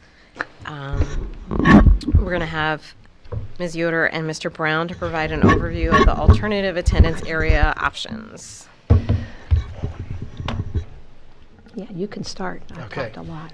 Thank you. I'll pull up the maps. At a previous board meeting, we talked to you about this option that we wanted to present, creating one or multiple areas where the students residing in a specific area would be assigned to one to multiple different schools, and we have the criteria there being they would be geographic areas close in proximity to one another. They need to be sharing a boundary line because we want to commit to providing transportation to either school, and there's other varieties or criteria there, excuse me. And so what we've done is we come back to you with 2 different areas. One is between Park Forest Elementary and Radio Park. The other is Duff Drive, which is the community is near the Weston Center, and that is being currently serviced at Easterly Parkway, but those students are very closer to Coral Street Elementary. So we provided that information in an email, in a memo, as well as provided some maps to provide some background there. The Duff Drive area would probably need a phase-in because it would be a large number of those students are receiving ESL services, so we may not be able to move those to Coral Street all at one time. And again, that one would be a relocation, but the other students, if possible, but at least at a minimum, it would be a phase-in by option. It would be a phase-in of option for current students. Any new students, kindergarten or any other new students to the district, would be assigned to whichever school has the most room, and we believe we can provide the best services to them. The Park Forest and Radio Park would be strictly based upon enrollment, correct? For new students, kindergarten or above. Correct. To try to even out moving forward.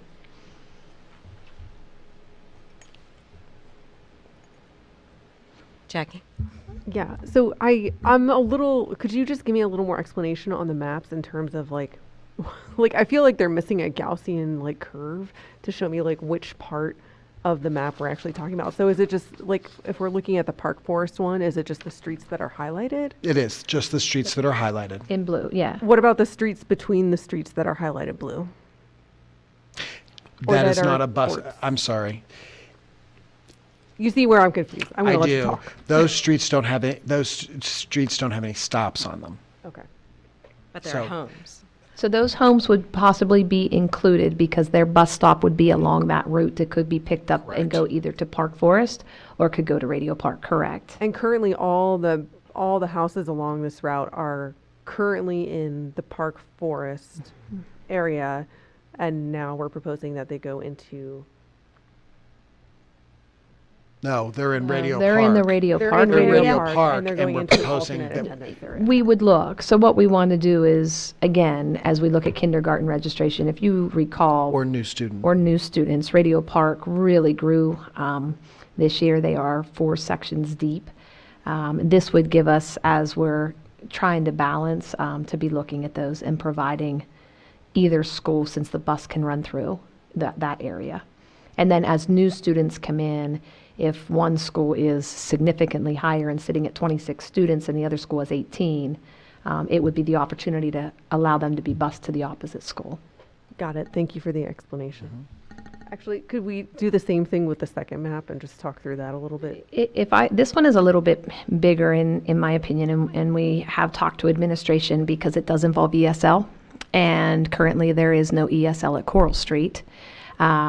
This would put a 5th classroom of ESL at Coral. So instead of the 4 hubs of ESL, Easterly, Spring Creek, Park Forest, and Mount Nittany, it would provide a 5th place where students could receive ESL services. But again, we would still have to look at attendance. They are currently and have been going to Easterly Parkway, and we would need to look at those class sizes. Does it make sense? But as new enrollees come in, if we're going to have an ESL program at Coral, this is actually closer to Coral Street Elementary, and those students could go there and still receive the ESL services. So we would have to be putting ESL services at Coral Street with this move. So the maps that are provided really don't have anything delineated yet because we're only looking at ESL students in this? No, it is. Mr. Brown and I had a hard time without Mr. Swager last week finding the nice map that he can create, and he was not in. Gotcha. So what we try to do is show you where Duff Drive, where that Weston Community Center is. We know we did not give that justice for this report, but we can, for next time, bring you a more detailed, or ask him to get one that we can get out. I didn't realize it was just a staffing access issue. That makes a lot of sense. And it is it is just that geographic area that we're talking about. And so, like, north of Campus Drive, that section is what picks up at Duff Center, or on Duff Drive? It's some say White Horse Apartments. Are you familiar with White Horse? Yep, It's that stop. It's north of Campus Drive. All right, thank you. Peter? Yeah. So in this right now, we can't see what the impact is to busing, nor what the staffing impact would be, but there's going to be an impact on both.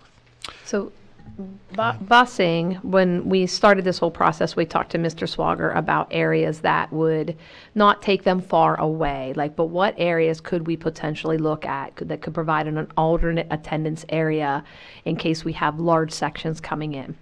So that is what we first looked at, and he proposed these areas. We didn't want to push anybody out to Grays Woods, to Ferguson Township, so these are ones that would still be in close proximity to their community. The White Horse is actually closer to Coral, just historically, because it's been ESL, they go to Easterly. So the impact on busing is very minimal. It would not be an additional bus route. It would be an extension of a route and very manageable within our current resources. Right. So I know that this was on a previous. Nope, and that's so fine. getting right. Okay. So that, and then what you just said as well. So, but that's something for us to think about for the board. Right. You know, that's I think what we've talked about with staffing, just Yep. to clarify with staffing as well, I'm going to speak to everything except for ESL services at Coral Street. But our goal with all of the other staffing is that we don't push students from one school to another and then create an additional classroom. Right. It's actually to take students with higher numbers to a school with lower numbers. ESL services, can you speak to how those could be managed in Coral Street? So again, if this was approved, we would want to look at the students that are currently at Easterly, but as new students roll in, especially next year's kindergartners, and then also providing, if that is an option, And we're moving an ESL hub, providing that option similar to the Park Forest Radio Park to current students that want to be in their community schools. The other thing with ESL, which is not part of this, is we're hearing from families that they want to be in their community school, and we're not offering that. So there are other students that we could potentially invite back to Coral Street that are actually currently going to Radio Park, but it has nothing to do. Well, it could potentially help busing because they would be able to receive their ESL services at their home school. That would bring Radio Park down a little bit if we're offering ESL services at Coral Street. Thank you. Deb? I have several questions, but I just want to make sure I heard you correctly. There are students in this area, which you said was between Easterly and Coral, who are currently going to Radio Park? No, the Weston, that area, they all feed to Easterly. Easterly is actually considered Am I the their only one that home heard you say school. Radio No, you There said are students that are at Radio Park that if we put an ESL hub there, doesn't have anything to do with this, could potentially go back At Coral. They could to go back Coral. They could then attend their home school, but it wouldn't, this is but not necessarily in this attendance not area. in this attendance area. My apologies. Okay, that makes more sense. I was just got very confused. So I have 3 questions. The first 2 are a little bit related. You said, for example, new kindergarten students might be assigned to the alternate area. So if you got like a bumper crop of kindergarten students, is there the potential that some of those new kindergarten kids would go to one school and some would go to the other school? Or would you try to keep all the new kindergartners in that neighborhood going to the same school? The goal would obviously to get all of the new students. We still want neighborhood schools. So if this area would create an overabundance and we have that ability to shift, we would still want to keep them together as much as possible, yes. But there's a possibility, right? Like, because anything's possible. It just enrollment depends on goes what the through numbers. summer. Yes. Okay, so relatedly, you know, If I could just say, Sure. in this area between Park Forest and Radio Park, that's not a huge high turnover area. That does not mean that what your situation that you're describing is impossible, but I wouldn't expect that to be as huge of an issue as, especially where we have the higher rental, lower density housing areas or higher density housing areas. so related to that, you said this could potentially be an option for families who are currently enrolled. So that could create an excess demand situation, right? And we don't want to create a new classroom. Correct. We don't want to create a new problem. So then how would you choose is it like first come, first serve for the option? Is it everybody let me know what you want to do by this date and we'll lottery it out? I don't need an answer tonight, but I think it's something we need to think about. Yeah, go ahead. So sure. So we've already started to look at numbers, but I think that is a very good question, and we would start small next year, and again look at the sizes. So just in some of we look. We have a spreadsheet that has like how many students are currently in each grade level in each school. We would then need to look at who are those students, which we've started to do, and what would that do to the schools if they chose to go to that opposite school, and have those questions and then see who would be eligible for that. So They have to be in the attendance zone, right? So it could only be right a handful. Right. And it probably would be just like we have the optional enrollment optional assignment. optional assignment opportunity. You know, that is extended to a specific cutoff point in time. Yeah. And so it might need to follow that same type of situation. Okay. And then my last question is the Coral Street Easterly overlap, those feed to different middle schools. So what's the middle school plan? That is something that that we have discussed. That was the one area that we would need to take a look at, because you're right.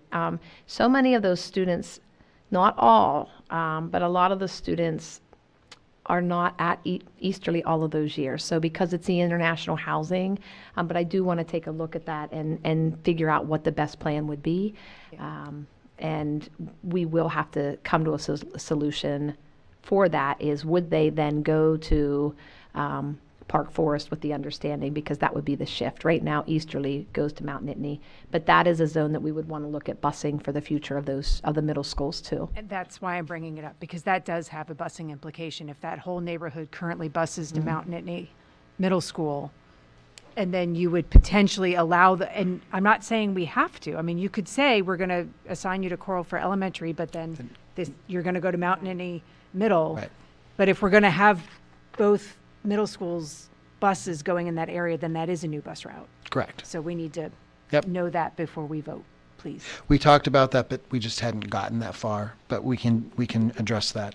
Thank you. The first thing that I would want to do is ask Mr. Swager how many middle school students actually are in that area, Right. because there may not be a relevant number because of the turnover in that area. It may be that the kids are always young because it's younger, because of the age group of the graduate students living in that community. But we still need to plan for the contingency of Absolutely. possibility that they could be there. Absolutely. Because I don't want to make a bus for one kid. No. Yeah. Only if you're going to drive it, right? I don't have my license. Not for that. I'm allowed to work for the district right now. I have a question. You had said that busing, except in Deb's scenario, will not change. It'll just be extended. But staffing may change, because if you're going to have another ESL class in Coral Street as opposed to Radio Park, then staffing will need to be increased. Not necessarily. We are monitoring ESL numbers, as you know. We have a growing ESL population. However, there is currently a teacher this year that is split between Easterly Parkway and Radio Park. So Easterly Parkway has one ESL teacher full-time, Radio Park has one full-time, and then there is one that is half-time at Easterly, half-time at Radio Park. Every year that can possibly shift. Like last year, there were 2 at Easterly and only 1 at Radio Park, pending the ESL numbers. But potentially, looking at Coral Street, that could be staffed by that person that is half and half. But again, we're really going to have to continue to review that to see would there be additional needs for ESL across the district as we continue to grow in that population. Okay. Aaron, did you have a question? No, I don't think so. Okay. I just have a couple comments. I think, actually, I think it'd be really ideal to have another ESL hub. I think not only does it benefit the students to be able to be in their community neighborhood school, it actually benefits the kids from that neighborhood school to be exposed to ESL students. So that's a double benefit. And we've talked a lot about potentially the ideal would be to have ESL services at all our neighborhood schools if we financially could afford that and had the numbers to justify that spending. In terms of how you present this when it comes forward for voting, apologies, I know you're working through this process, but I think that the proposal needs to be much more clearly defined, because currently, the title is option, and then there are other phrases within it that say kindergartners may be assigned based on what we want, or new students may be assigned based on what we dictate needs to happen in order to balance classes, which I think is to the benefit of students, absolutely. But this needs to be spelled out more clearly, not just for us, but for the community, so that it's very clear to them that if they're new to the community, they could be assigned. It may not be an option. So the title's a little misleading inadvertently, because it's only an option for some people, and for other people it will not be an option if we approve this. So that would be my request, to be just a little more definitive about how it's going to work. Sure. And I think that's all my comments. Do we want Anybody to do else? 2 different ones for 2 different areas? Would you, I guess one of the questions that we have is, we weren't necessarily thinking that we needed your approval. I guess we do. We need your approval on any options, any areas that we bring forward. And so if we bring this back, or when we bring this back, do you want them as 2 separate action items? Because each is an individual area. Correct. We probably should. Like have this one, have attachment 1, the PFERP, with pretty much the same. Yeah, the explanations can be the same, and just right. Okay, And that's then- fine. Okay. Yep. Yeah, and we can potentially batch them on the agenda, but if It's board just- members have a concern that they don't want to. We just wanted clarity. Yeah, absolutely. That's a good question. Was that what you were talking about? Yes. Okay. Okay. All right. I need that. Yes, do you guys have everything you need from us in Yep. terms of, okay. I believe we do. That in time. All right. I think we have up next, You want me to stay? Mountain Indian Elementary District-Wide Facility Master Plan Update, and since we have members from Crabtree, I'm sure, waiting online, I think we'll try to finish this next agenda item, and then we'll take a brief recess so that people can have a restroom break. Okay, that'd be great. If everybody's agree, without objection, we'll do that. Let me just bring this on. Shoot, here we go. So online, we should have Mr. Jeff Straub from Crabtree and Mr. Fisher from Fiscal Plant should be with us this evening. So I just want to kick off and explain very briefly that we continue to work on design work for the Mount Nittany Elementary project. And there have continued to be interior meetings and work on different spaces that on the project. We expect to have a new update today. The memo says that we would be having new information for you in April. Actually, we expect to have new information in 2 weeks based upon the conversation today. And we are looking to have a next forum with the community about the final program and layout design in early April, which we'll talk to board leadership in the near future about setting up. We're still very much on track for our timeline for Mount Nittany L. Basically, I'm going to push through to say that we're hoping to have bids released, or the bid packages released in early fall so that the bids can be awarded in November. And so we'll talk a little bit later about another project related to the construction there. So we are very excited. The interiors team has been working with our staff. Our staff's been very cooperative, so we're very excited about all of that work that's been going on.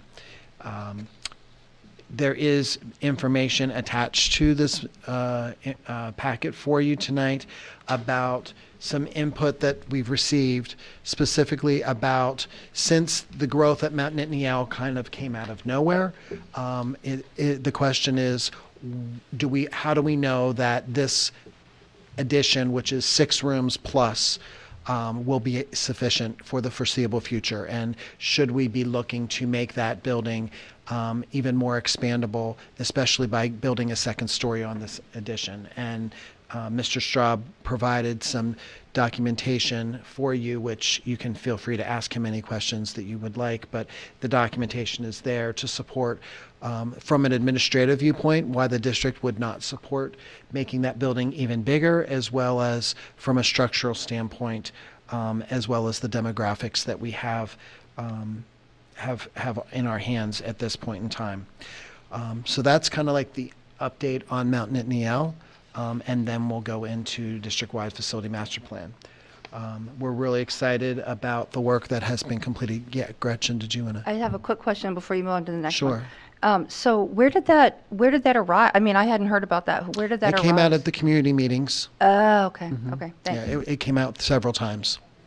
And I think it's a good question, and it deserved conversation, and that's why we asked Crabtree to respond to it for us and bring that information to you.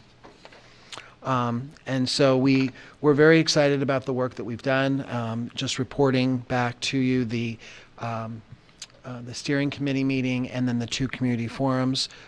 We got lots of good impact and had a good impact on the community. Had some really good feedback and questions. Much of the information and questions were of a very similar vein, and so we're glad that we've been having that process, and the next round will be later in April. So Jeff, if you want to, I'm on the slide for the master planning process calendar timeline. Great, Randy, no problem. Yeah, so the presentation this evening is going to predominantly focus on Park Forest component of the district-wide study. As Randy mentioned, if there's any questions about Mount Nittany, we're not specifically going to focus on that this evening, but we can answer those and are prepared for that. This evening for the study, we're continuing to progress through the overall district-wide study components as far as facility assessments of all the buildings. But this evening, we're going to focus more on Park Forest. So, Randy, if you would go move forward 2 more slides to the floor plans. Where we're at now is we've been confirming the existing conditions at the 2 middle schools. And next Monday on the 18th, we will, and if you proceed to the next slide, we will be meeting with the administration leadership specifically for the middle schools. And I'm showing both the floor plans for Park Forest as well as Mount Nittany because we're not just trying to look at one building, but really look holistically at the educational program for your middle school, secondary schools in the district. And then how can we build that the future program for Park Forest that doesn't just react to one building, but really is looking at your educational program holistically for those grade structures. Okay. And then both looking at the current programs in the building, but then also, are there any other opportunities or directions that the district is looking to go in the next, whether not just in the next 10 years, but really in the next 20 or 30 years, and try to, as best as possible, future-proof the building as we lay it out, whether it's going to be additions and renovation, new construction, the options that we've been discussing both at the steering committees as well as the community meetings and these groups. The next couple slides, and this is more for reference purposes this evening.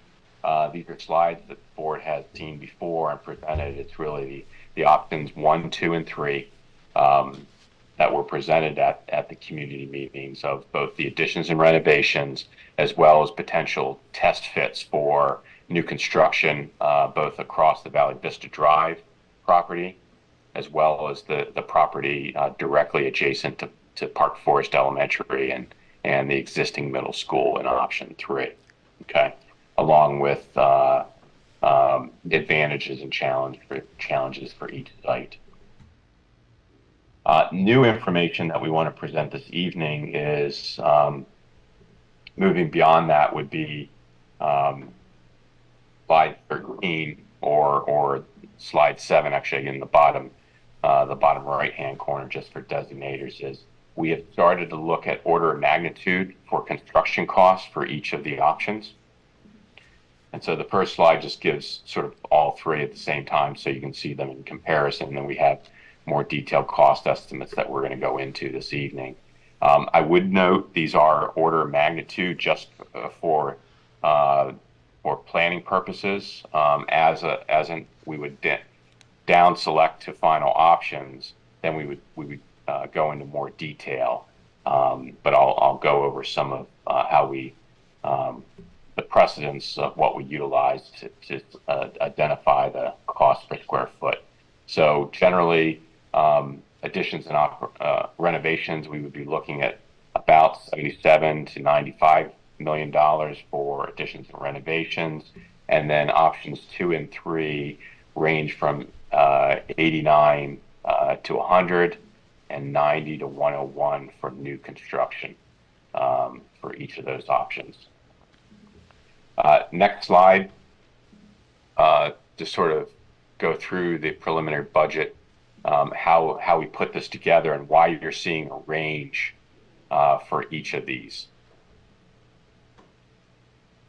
And if we're on slide 8, there we go. Yeah, yep. I'm sorry. Sometimes I see both the boardroom as well as the presentation slides. I'm seeing that up now. Okay. So the reason that we're seeing the range of costs for each of these is we're early in the process, very high level. What we're looking at is both whether it's new construction or renovation, both a range for cost per square foot, but then how large would the facility be? Very early discussions are that the building might be 180,000 to roughly 200,000 square feet. That's what we would typically expect for a school of 800 students. Okay, so we're not sure. We haven't fully programmed that building, so that's why each of these options are showing a range from both the low to the high. We're also looking at what percentage of building would we utilize in that. Okay, so that generates, roughly a building for just the building itself of $46 to $58 million. We do have site costs preliminarily in from the civil engineer, ELA, and for option 1, it's ranging from 3.6 to 4.7. An element that we also see potentially for additions and renovations is we will more than likely have to have very complex modulars as well as phase construction on the project. So that's why there's a line item for $5 million for that, as well as demolition of a certain component of the building. We then also, each of these options has escalation to midpoint of construction. We both have roughly about a year and a half worth of design, as well as getting to the midpoint of construction, which contractors will prepare for in their bids. And we're projecting 3% escalation per year right now. Okay. We're also showing soft costs for each of these options. Right now, preliminarily, we're showing 24%. So that's everything from design cost, permitting fees, financing, FF&E, and all the components other than construction related to the project. And then we're also showing an estimating contingency at the bottom. So that for the option 1 shows you a range of $77 to $95 million potentially for that option. If you go to the next slide, we use the same rationale, trying to create this sort of apples to apples comparison for also the 2 new construction options. Okay, but in this scenario, both option 2 and option 3 are new construction, just as different location, whether across Valley Vista or adjacent to the 2 schools currently. And again, we would be showing roughly 180,000 to 200,000 square feet for the new building. We do have variations in site work allowances for each of the buildings. You'll note, because we have more new utilities, the site work is a little bit higher for option 2 versus option 1, and they're projecting a range from 5.2 to 6.7. And then there's also a slight increase for option 3 because of taking down the wooded lot. We're actually looking at larger utility costs and site preparation costs than we would in option 2. That's what you're getting.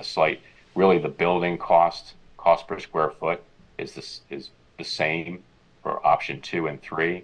It's just a modification for what is required site-wise to accommodate a new building, which is slightly higher for option 3.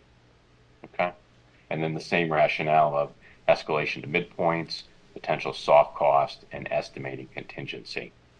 So I think our hope now is providing these preliminary costs. I do want to sort of reemphasize that these are very preliminary. There's a lot of questions and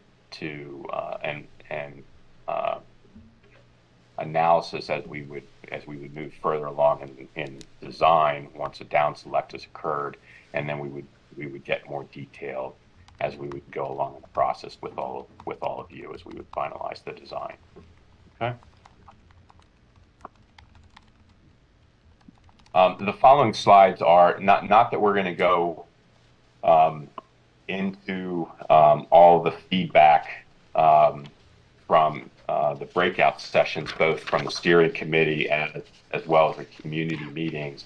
But I think these slides are more for both reviewing the letters that have been provided by the administration, but these were sort of excerpts from the notes that were provided for each of the breakout sessions from the steering committee, as well as the community meetings. And it really did have some strong impact, just feedback for all of us of everything from just, when do the geotech components of the project occur? When are cost estimates being provided? Obviously, we're having the first round this evening. But how does PlanCon fit into this? How are walkers occur at each of the buildings? So this sort of helped us both answer those questions to people at the meetings, but then also potentially update the designs for each of the options that the design team and the administration are looking at currently. Okay.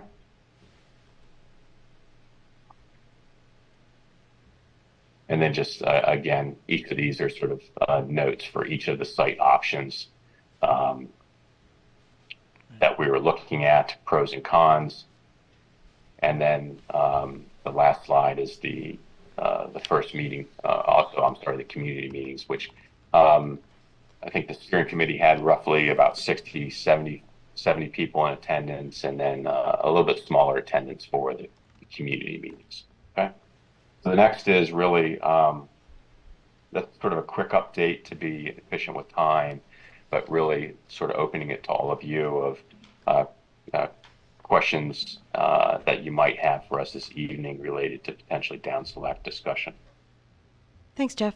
I think it was you mentioned perhaps the steering committee, aside from cost differentials between the three options, that there was some variation in terms of the timeline, in terms of not so much design and development, but the construction timeline could vary slightly based on if it's a new site versus add and reno. Can you speak to that at all? Most definitely, and I'm sorry, that was a very good point that came up. If we would do the option one, the additions and renovations, we would be working around obviously the students, and we would need to also phase that around times of the year. I would anticipate that construction for the option one would be anywhere from 6 months to a year longer than the new construction options, because you wouldn't be having to phase or work around students. Great, thanks. I just thought that was an important distinction.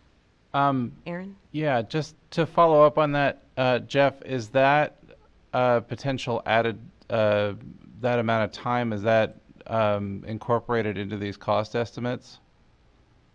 It is, and again, we're early on, but that does factor in the cost, but so being that, a little bit higher. Okay. And I would, yeah, we're looking at $228 to $260 a square foot for the renovation, and that is prorated higher because you will be working around the students. It's going to be less attractive for contractors because they're not going to necessarily want to work around students versus a new construction project. And actually, that was going to be my other question, was whether the cost estimates here are weighted with that in mind, that we may get fewer bids, or we may have to allow for basically them to bid it at a higher construction cost for a renovation than a new build. Like, is that it? Correct, and that is something to be cognizant of. And I would note, obviously, the high school was an additions and renovations project, and same thing with the elementary, the recent elementary schools. 2 of the 3 buildings were additions and renovations.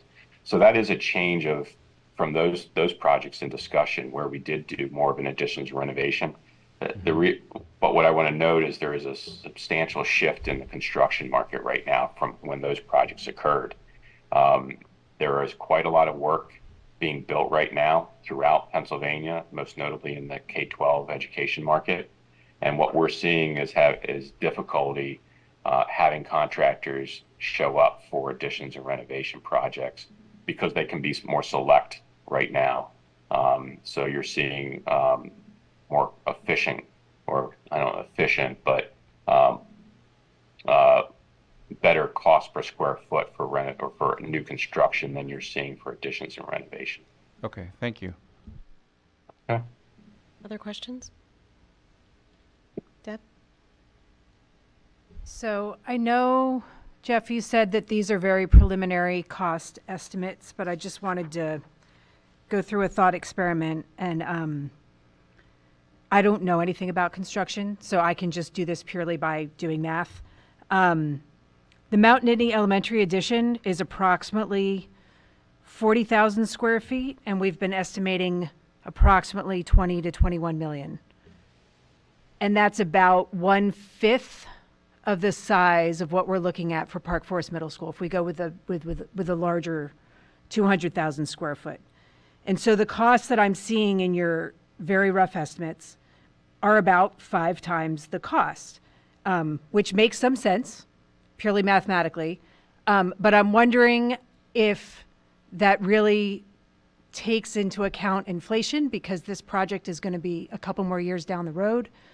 And also the just vast difference in site work that sites 2 or 3 would need relative to the Mount Nittany Elementary expansion. Like 2 in particular, there's no utilities on that side of the road. So I have to think the bringing of the utilities over is a more expensive type of site work than just extending existing utilities. And there's no trees to take down. Well, there's not a lot of trees to take down at Mount Nittany El. Anyway, I guess I was expecting the site work to be more than 5 times as big. So if you could speak to that a little bit, please. Yeah, definitely. And actually, I had the same discussion with the site engineers. And that I will note, maybe if you went back to slide 8, which shows the breakdown for option 1, which shows the site allowance from 3.6 to 4.75. These are preliminary site allowances from ELA, and but on your note, they're showing, for instance, on the low end, 3.6 for site work related to additions and renovations, where they're showing 5.2 for new utilities, for instance, at Valley Vista, or 5.8 for a new middle school adjacent to the 2 existing schools in option 3. So they are showing variations, but we would need to drill down in these as we move further. So that is why you are seeing some variation in the site works, but they're not substantial. You're looking at $1.5 to $2 million more for running of the new utilities to some of these sites. As far as the cost comparison to Mount Nittany versus what we're projecting, it is roughly about 5 times larger in order of magnitude from the 2021 up to, some of these being 100 million. The reason that you do get the numbers a little bit lower is there is an efficiency when you go up to 180 to 200,000 square feet versus 40,000 square feet. So we've tried to factor in the inflation at this time. That's why we're showing the escalation to midpoint of construction of 8.25% in each of these options. Okay, thanks.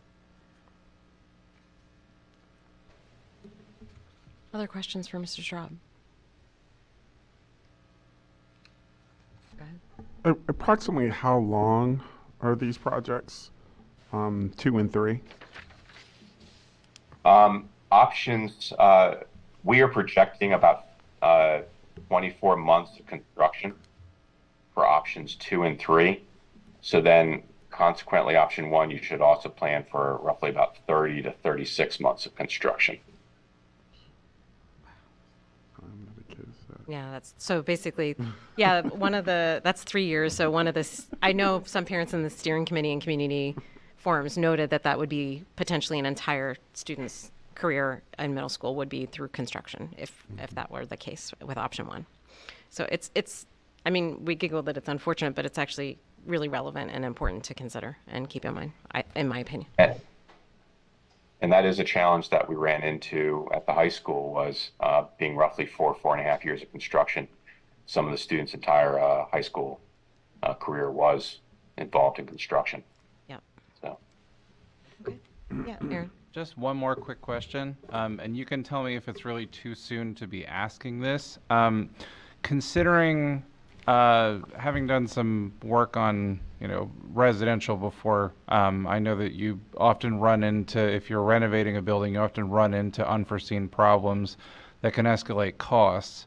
Similarly, if you're doing new construction and before you've kind of done site work, can you talk about, especially between option 1 and 2, whether there are things that you could anticipate, like unintended costs that could kind of escalate the cost of the project, or if you understand what I'm asking? Most definitely, I can answer that. Probably what you're talking about is construction contingency. Okay. The potential for change orders, I guess, during construction. We would plan on the budget and did, for instance, on the recent projects, having a robust is probably the proper word. If you would do additions and renovations, we would have a higher construction contingency than we would for the new construction, a higher percentage. And the reason for that would be unforeseen conditions. Okay. Do we open up the ceilings and find, for instance, walls not supported up to the structure, which is, something that we've seen before, or hidden conditions in walls when we open things that we can't do destructive observation while the building's being used as a school currently. So sometimes we have to make assumptions. I would note that it's not a dramatic cost variation, though. Usually, for new construction, we might plan for a contingency of 3% versus possibly 5% for additions and renovations. And we saw that we were able to stay within those limits on the recent both addition renovation projects the district did, as well as the new construction. So. Okay, thanks, Jeff. Yep, definitely. So, Randy, do you want to talk a little bit about how we move forward with a potential down select, or if the administration has a suggestion of how they'd like to proceed? Sure. Thank you. So we spent a lot of time not only with community members at those 3 events, but also studying the comments and feedback that we received. Much of it was what we had expected to receive.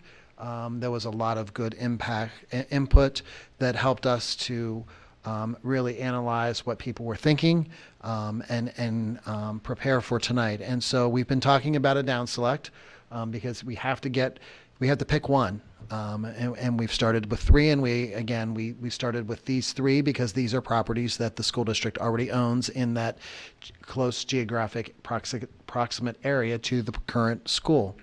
And so the administration, taking in that feedback, the process that we've used so far with the community and involving them, we would like to recommend moving from 3 to 1. We would recommend the Valley Vista Drive property because we believe that has the most potential. It has some of the fewest drawbacks. And there can also be some good cooperation amongst the district and CRPR, which would be adjacent neighbors. Some of the challenges to overcome, what happens with the current site, still yet to be determined. What happens to the students that are currently walkers? We've already begun working through that because this would be a non-walkable site for student transportation purposes. So that's our recommendation. It's included in your memo tonight. Obviously, you may have additional questions that haven't been answered, and we'll be happy to gather that information and prepare that for a future presentation. I think I failed to remind you that in our memo tonight, there is links to all of the community engagement that have occurred. The steering committee and the 2 community forums. There's been minutes and notes taken from each of those. They're now on our website, and they are there for your reference point as well as the community's reference points. We did provide some of that in summary fashion in our presentation and in our materials. And so that's our recommendation. Okay. Thanks, Randy. I do want to thank all the people who came to the steering committee as well as the community meetings, although I do think it's it's very interesting that our steering committee meeting was, quite frankly, enormous compared to our community meetings. And I don't think it's because the community isn't interested. I think there was so much of the community so interested, they all signed up to be on the steering committee. So we had quite a proliferation of staff who are also parents often, and also, community members of the Park Forest community. So I think it was really helpful, as well as some business owners and other people that also attended. So. And we did have some people that came to both. Yes, absolutely. So that was really, I appreciate the community for their work and giving us input. Any other questions about the down select from board members? Okay. Thanks very much, Jeff, for or any last minute questions on Mount Nittany L, since Jeff offered to answer them. Okay, great. Thanks, Jeff, very much. Right, thank you. Thank you, everyone. Have a good evening. You too. So with that, we have a pretty lengthy agenda tonight, so we'll take a brief 5-minute recess and try to get back in the thick of it. We're at recess.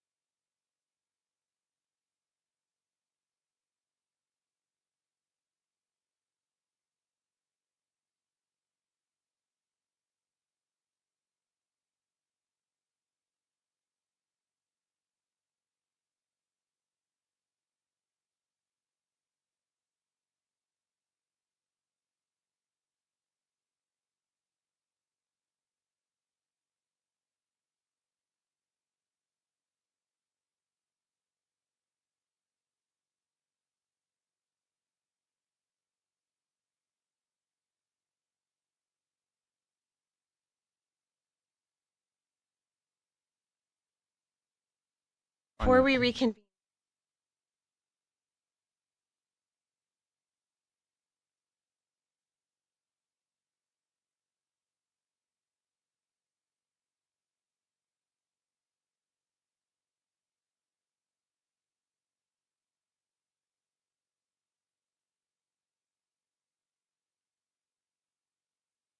So I'd like to reconvene the State College Area School District Board of Directors meeting for March 11th, and we're going to move on to the last facilities and grounds item about Panorama Village Field Loop Field.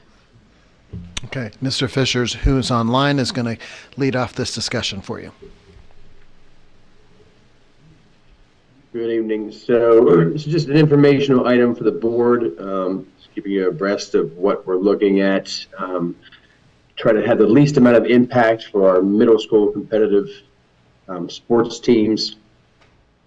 This was discussed at some point in some other meeting, but we hope to bring an action to you, to use a CoStarz vendor, to basically level and sod what we consider the loop field, the loop in the middle of the bus loop between Mount Nittany Elementary and Mount Nittany Middle School.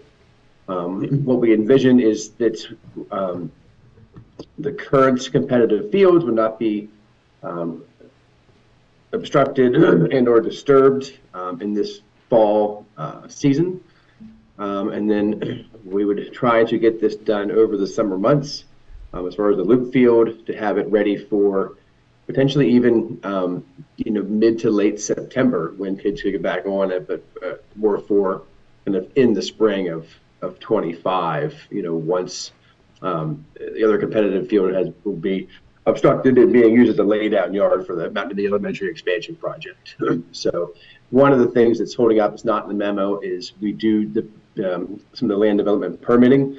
May take some time, so we talked with our engineering team this morning, and we're trying to get a better feel on that time. So we would like to do this over the summer, and we don't know if that's possible yet. We're also going to look at the impact of having equipment in that field while school is going on. So more to come. Okay. Any questions for Mr. Fisher? Great, thanks, Mike. So, as part of Finance Committee for Committee of the Whole, Mr. Brown and Mr. Vigilone will provide an update on the 2024-2025 budget development process. Sure, and Mr. Brown's going to run the presentation, and Mr. Vigilone is going to speak. I'm sorry. Starting out, there was a memo and a PowerPoint presentation that was submitted to the board with the agenda packet last week. Starting out on the presentation, second slide, key changes since the last update.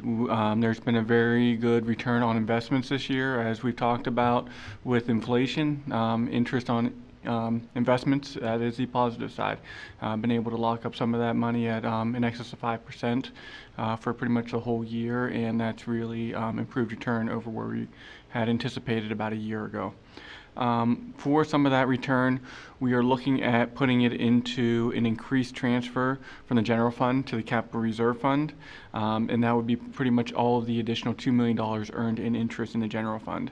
That does come with a caveat, though. Recently we've heard about we are self-insured for health insurance, and the costs are coming in a little higher than projected, but I don't think we're where we need to be in terms of the portion of the way through the year to make any final decisions at this point. But it's good to have this additional funding to draw from if it becomes necessary.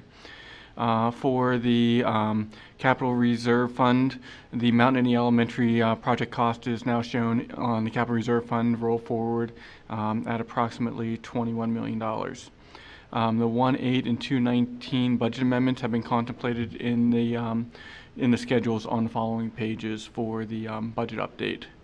So slides 3, 4, and 5, just going through real quickly, are updates to the fund balance projections, the general fund revenue, keeping the real estate tax increase at 2.65% for 25, and then decreasing to 2.5% from fiscal year 26 through fiscal year 2034.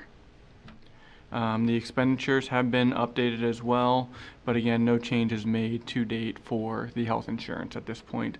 Instead, we are showing the additional amount of interest earned going into the transfer to capital reserve.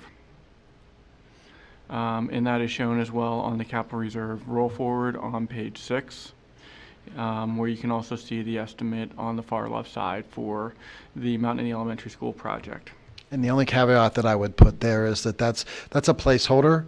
But again, that may be, as we talked with our financial advisor previously, we may offset that and actually do a bond or a bank loan to finance a portion or all of that project instead of using the cash reserves. We'll do a financial analysis of that and bring that back to you in the near future. And then going to slide 7, the items accomplished since the last budget update. We've received budget head drafts back, have updated personnel budgeting, have reviewed the financial information as of 12/31 to more accurately project the financial condition of the district at the halfway point of the year, and are monitoring and continue to monitoring the 2024-25 state budget, as well as completed applications for the PCCD grants, and are currently awaiting a response from PCCD to see if SCASD has been awarded the grants based on the applications submitted. The meritorious award, we have been notified our application has been submitted on that. We're just waiting for the competitive. Correct. So what are the next steps? Finalizing the detailed budget file with the budget head's input, finalizing personnel budgeting to project 24-25 compensation, reviewing revenue and expense information through the end of February to determine, just update the projections. You know, you get to 8 months of the year rather than 6. It provides a little more clarity. Submission of the budget to cabinet to allow for final prioritization to occur, and then to inform and work with the board to adopt the budget in advance of the PDE deadlines. And then at the end, there are 4 slides that will show you the key document information to come. The information shown is in the 23-24 projected as of last year, but as we pull the budget in closer and get better 24-25 numbers, you will have those presented in these formats. So with that, I fast forward the whole way to slide 14, the important slide, and that is asking if there are any questions.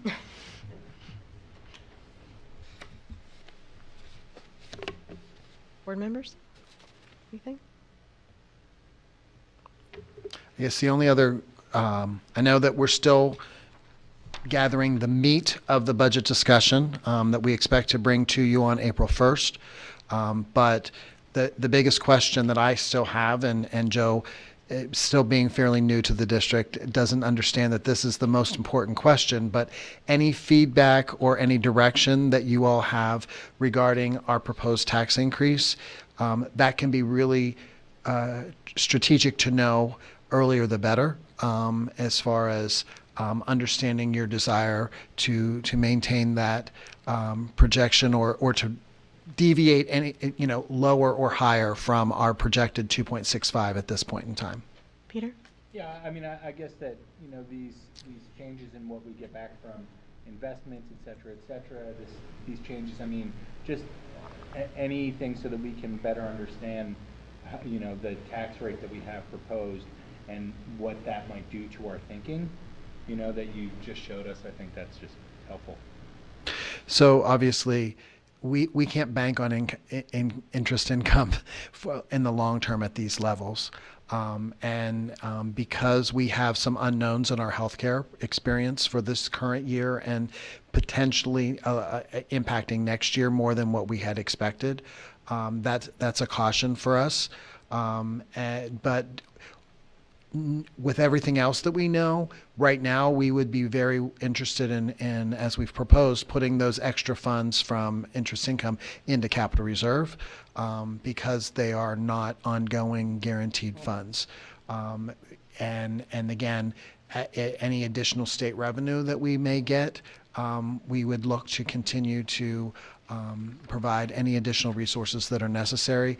The increased revenue that we had this year has been factored in at the same level for next year. So that does provide some additional resources as well. Is that helpful? Yeah. Great. Thank you. Yeah. Thank you. I mean, I guess that, these changes in what we get back from investments, et cetera, these changes, I mean, just anything so that we can better understand, the tax rate that we have proposed and what that might do to our thinking, that we can better understand, the tax rate that we have proposed and what that might do to our thinking. Anybody else? Deb? I guess I would just say it's hard to give you any more indication without knowing more about what projected expenditures or new expenditures in particular might come to us. So I think when we have more information about what the budget request might be, then I think we can give better feedback. Not a problem, but sometimes there can be feedback even without that information, and that's what I was looking for as well. But absolutely understood, and we're working for an April 1st release of that information. I was pretty happy to hear that date. Thanks. Thank you. Yeah, Deb beat me to the punch. That's until we know what the staffing requests are and whether we can meet them or what things how much we're denying. It's a little hard to judge for me. Okay. All right, I think that concludes Committee of the Whole. At this point in the meeting, we have time for additional public comment. Is there anyone in person who'd like to make public comment or anyone joining remotely? Okay. We can move on to routine approvals. Before me, I have a motion to approve the routine approval listing as presented. So moved. Second. Okay, that's been moved and seconded. Any questions or discussion on any of the routine approval items? All right. Any public comment on routine approvals? No. Okay, we'll have a roll call, please. Dr. Buck? Yes. Dr. Crevecore? Yes. Dr. Demo? Yes. Ms. Huff? Yes. Dr. Miller? Yes. Dr. Anderson? Yes. Dr. Bader? Yes. Ms. Brandt? Yes. That item is passed. Mr. Johnson? Well, at this time, I would like to congratulate Michelle, our new HR director. She's coming to us from Bellefonte, and she comes with a wealth of experience as a HR director there. So congratulations. We're looking forward to working with you. Thank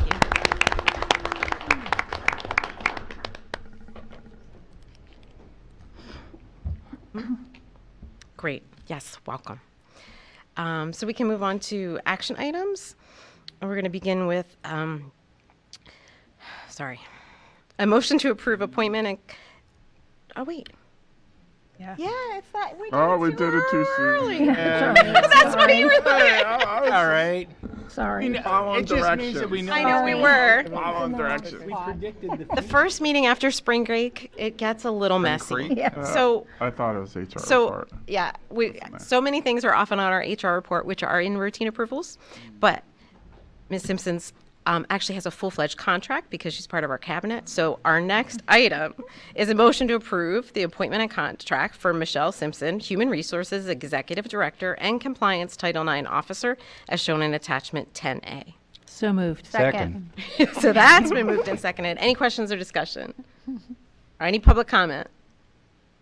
Okay, then we're going to have a roll call vote on that. Dr. Crevecore? Yes. Dr. Demo? Yes. Ms. Huff? Yes. Dr. Miller? Yes. Dr. Anderson? Yes. Dr. Bader? Yes. Ms. Brandt? Yes. Dr. Buck? I don't know. Yes. Welcome again. Ditto. Yay. Still welcome. All right, we'll see if we can get through the rest of this agenda without messing anything else up. Agenda item 10B is a motion to approve the 2024-2025 Central Intermediate Unit 10 General Operating Budget as shown in attachment 10B. So moved. Second. Okay, that's been moved and seconded. Any questions or discussion? Anything Jackie or Ann want to add about it as our representatives to the IU? There are a lot of resources that they provide to different districts. There are over 12 different school districts. We just attended an important legislative event. They do important work in terms of career and technical centers, and so it's a very It's also one of the only, one of the few IUs in the state that doesn't request funds from its district. So there's no like to be a member. There is no payment to the CIU. So this is just to approve their operating budget. Great. Thanks for that little background. Any other questions or discussion? Any public comment? No. Okay, we'll have a roll call vote, please. Dr. Demo? Yes. Ms. Huff? Yes. Dr. Miller? Yes. Dr. Anderson? Yes. Dr. Bader? Yes. Ms. Brandt? Yes. Dr. Buck? Yes. Dr. Crevecore? Yes. All right, that item is passed. Agenda item 10C is a motion to approve policy 307, student teachers / interns. This is shown in attachment 10C. So moved. Second. Okay, that's been moved and seconded. Any questions or discussion on this policy? We reviewed this previously. Okay, any public comment? No. We'll have a roll call, please. Ms. Huff? Yes. Dr. Miller? Yes. Dr. Anderson? Yes. Dr. Bader? Yes. Ms. Brandt? Yes. Dr. Buck? Yes. Dr. Crevecore? Yes. Dr. Demo? All right, that Yes. item, oh, oops. That item is passed. Agenda item 10D is a motion to approve an agreement with Fullington Trailways Charter Bus Services as shown in attachment 10D. Do I have a motion? So moved. Second. Okay, that's been moved and seconded. Any questions or discussion? I have a question. Yeah, Carly? There was a talk about, like, sometimes they'll have extra drivers, and I wasn't sure how much that would cost if there's an extra driver for some of these. Yeah, extra charges, separate charges include tolls, extra drivers for trips over 10 hours. Do we know how much? No, I don't know how much that'll Okay. be. There was just a question I was, it's okay. Is that something we often utilize? We don't have a lot of trips that exceed 10 hours now. Okay. Other questions? Deb? Yes. I was curious how these costs compare to our current, like, I don't know what our current rates are. I know they're higher. A little bit higher, but not unusually, no. Okay. And I don't want to steal your thunder, Amy, but I know she and I talked a little bit. We weren't exactly sure how to interpret, for example, the daily rate, charge by mile or hour, whichever is greater. Mm-hmm.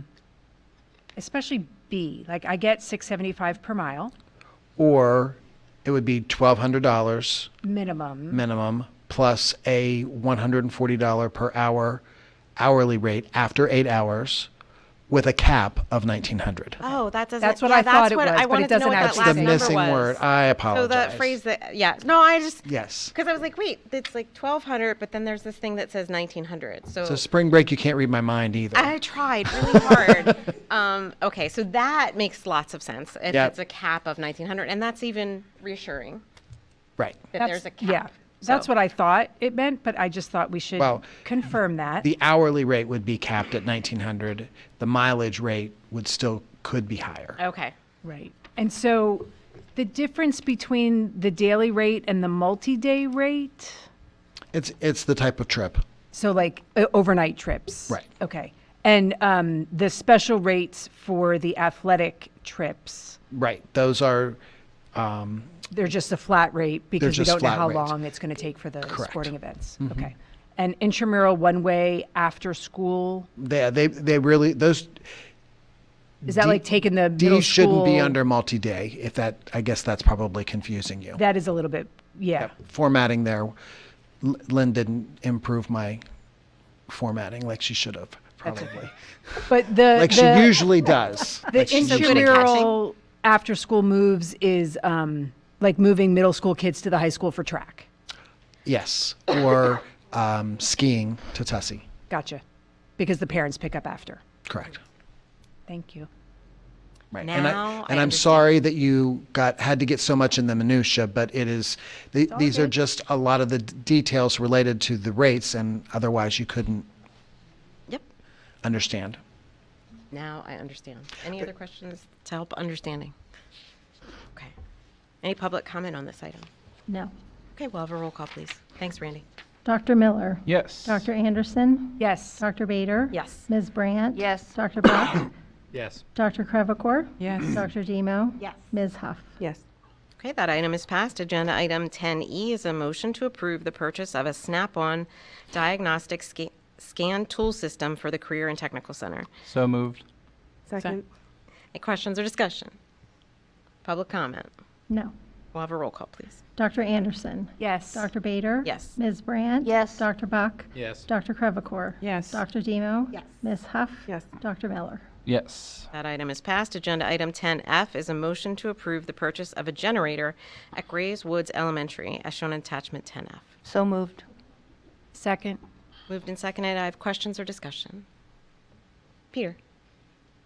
Yes, thank you. Okay.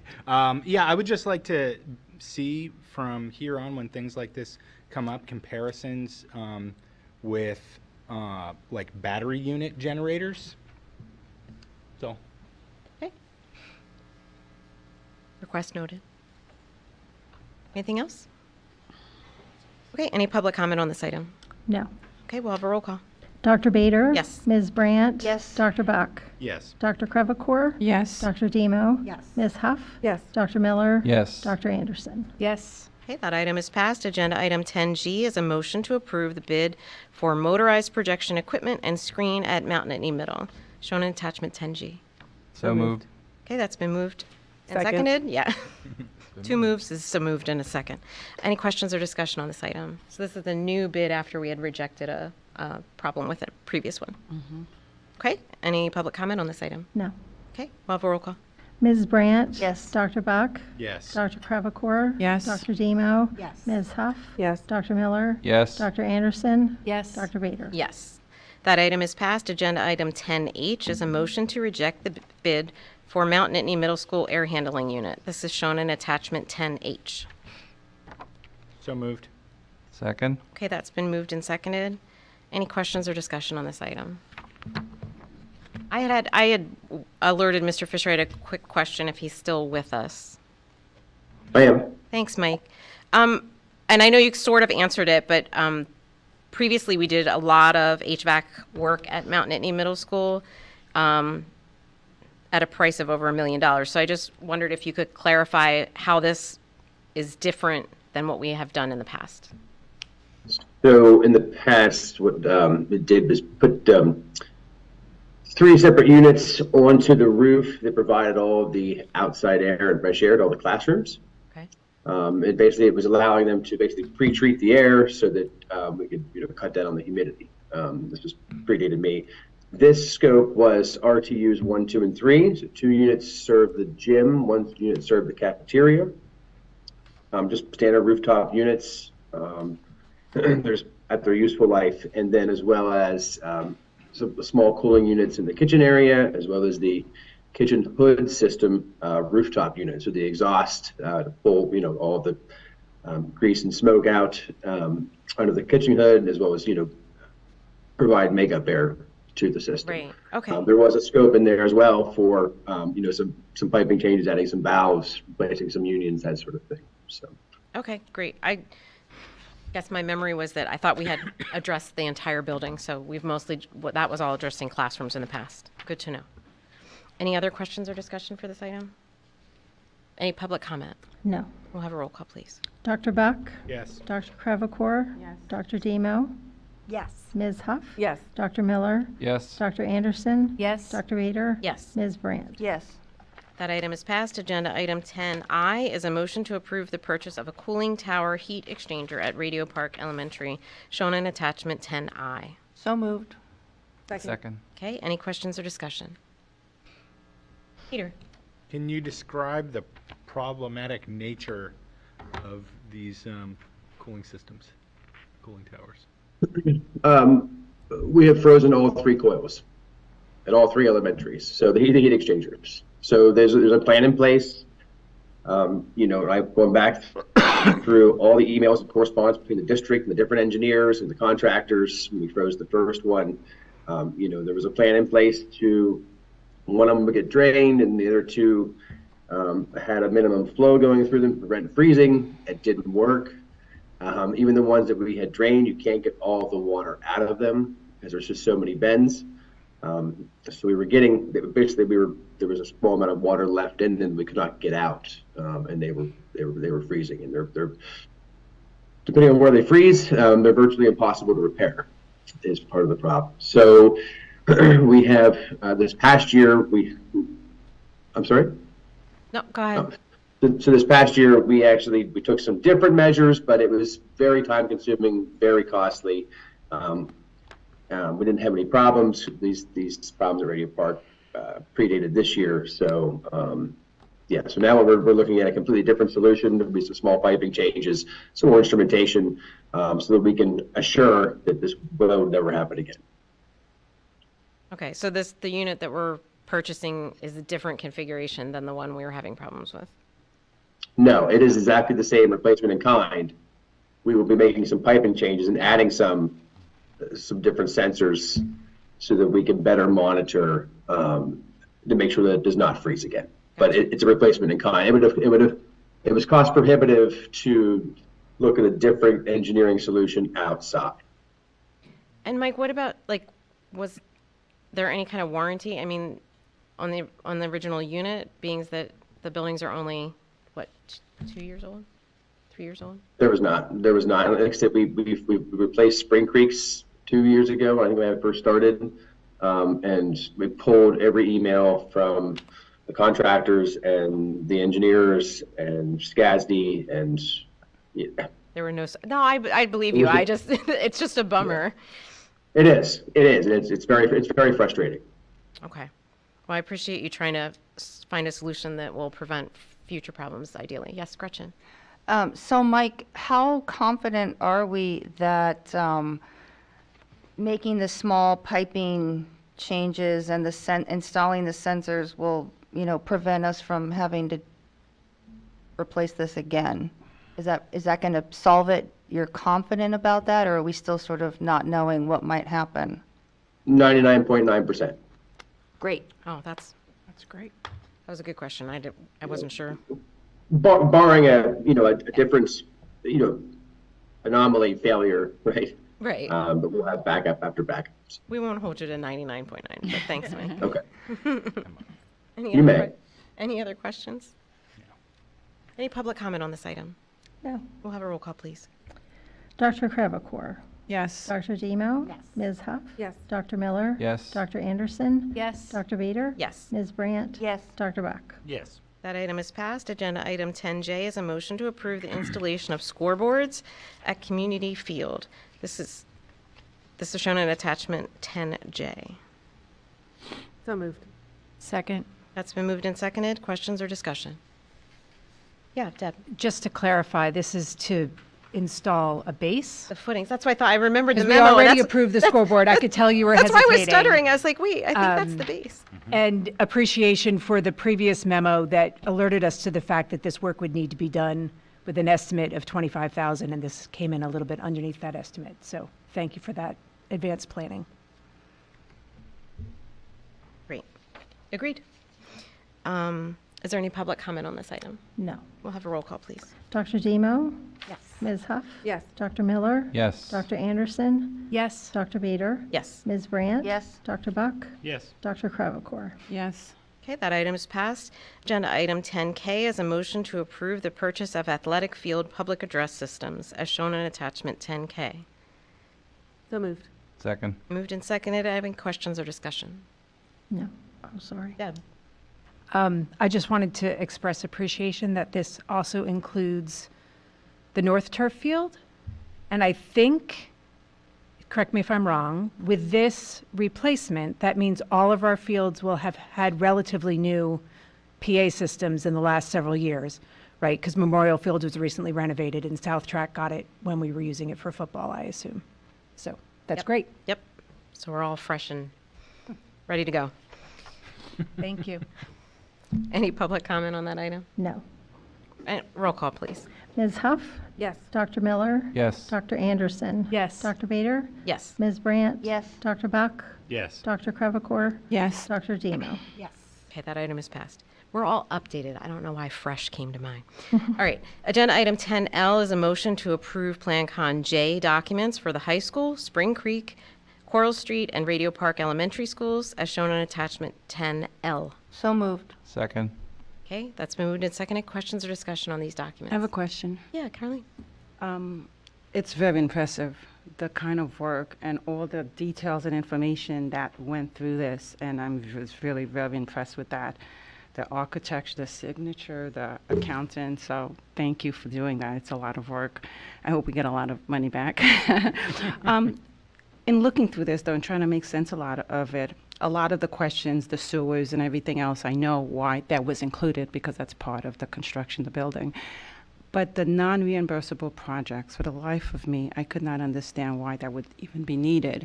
And I don't know, for completeness sake, or I don't know. Yeah, it's a requirement from the PlanCon process that we cover all of our bases and report all of the project costs.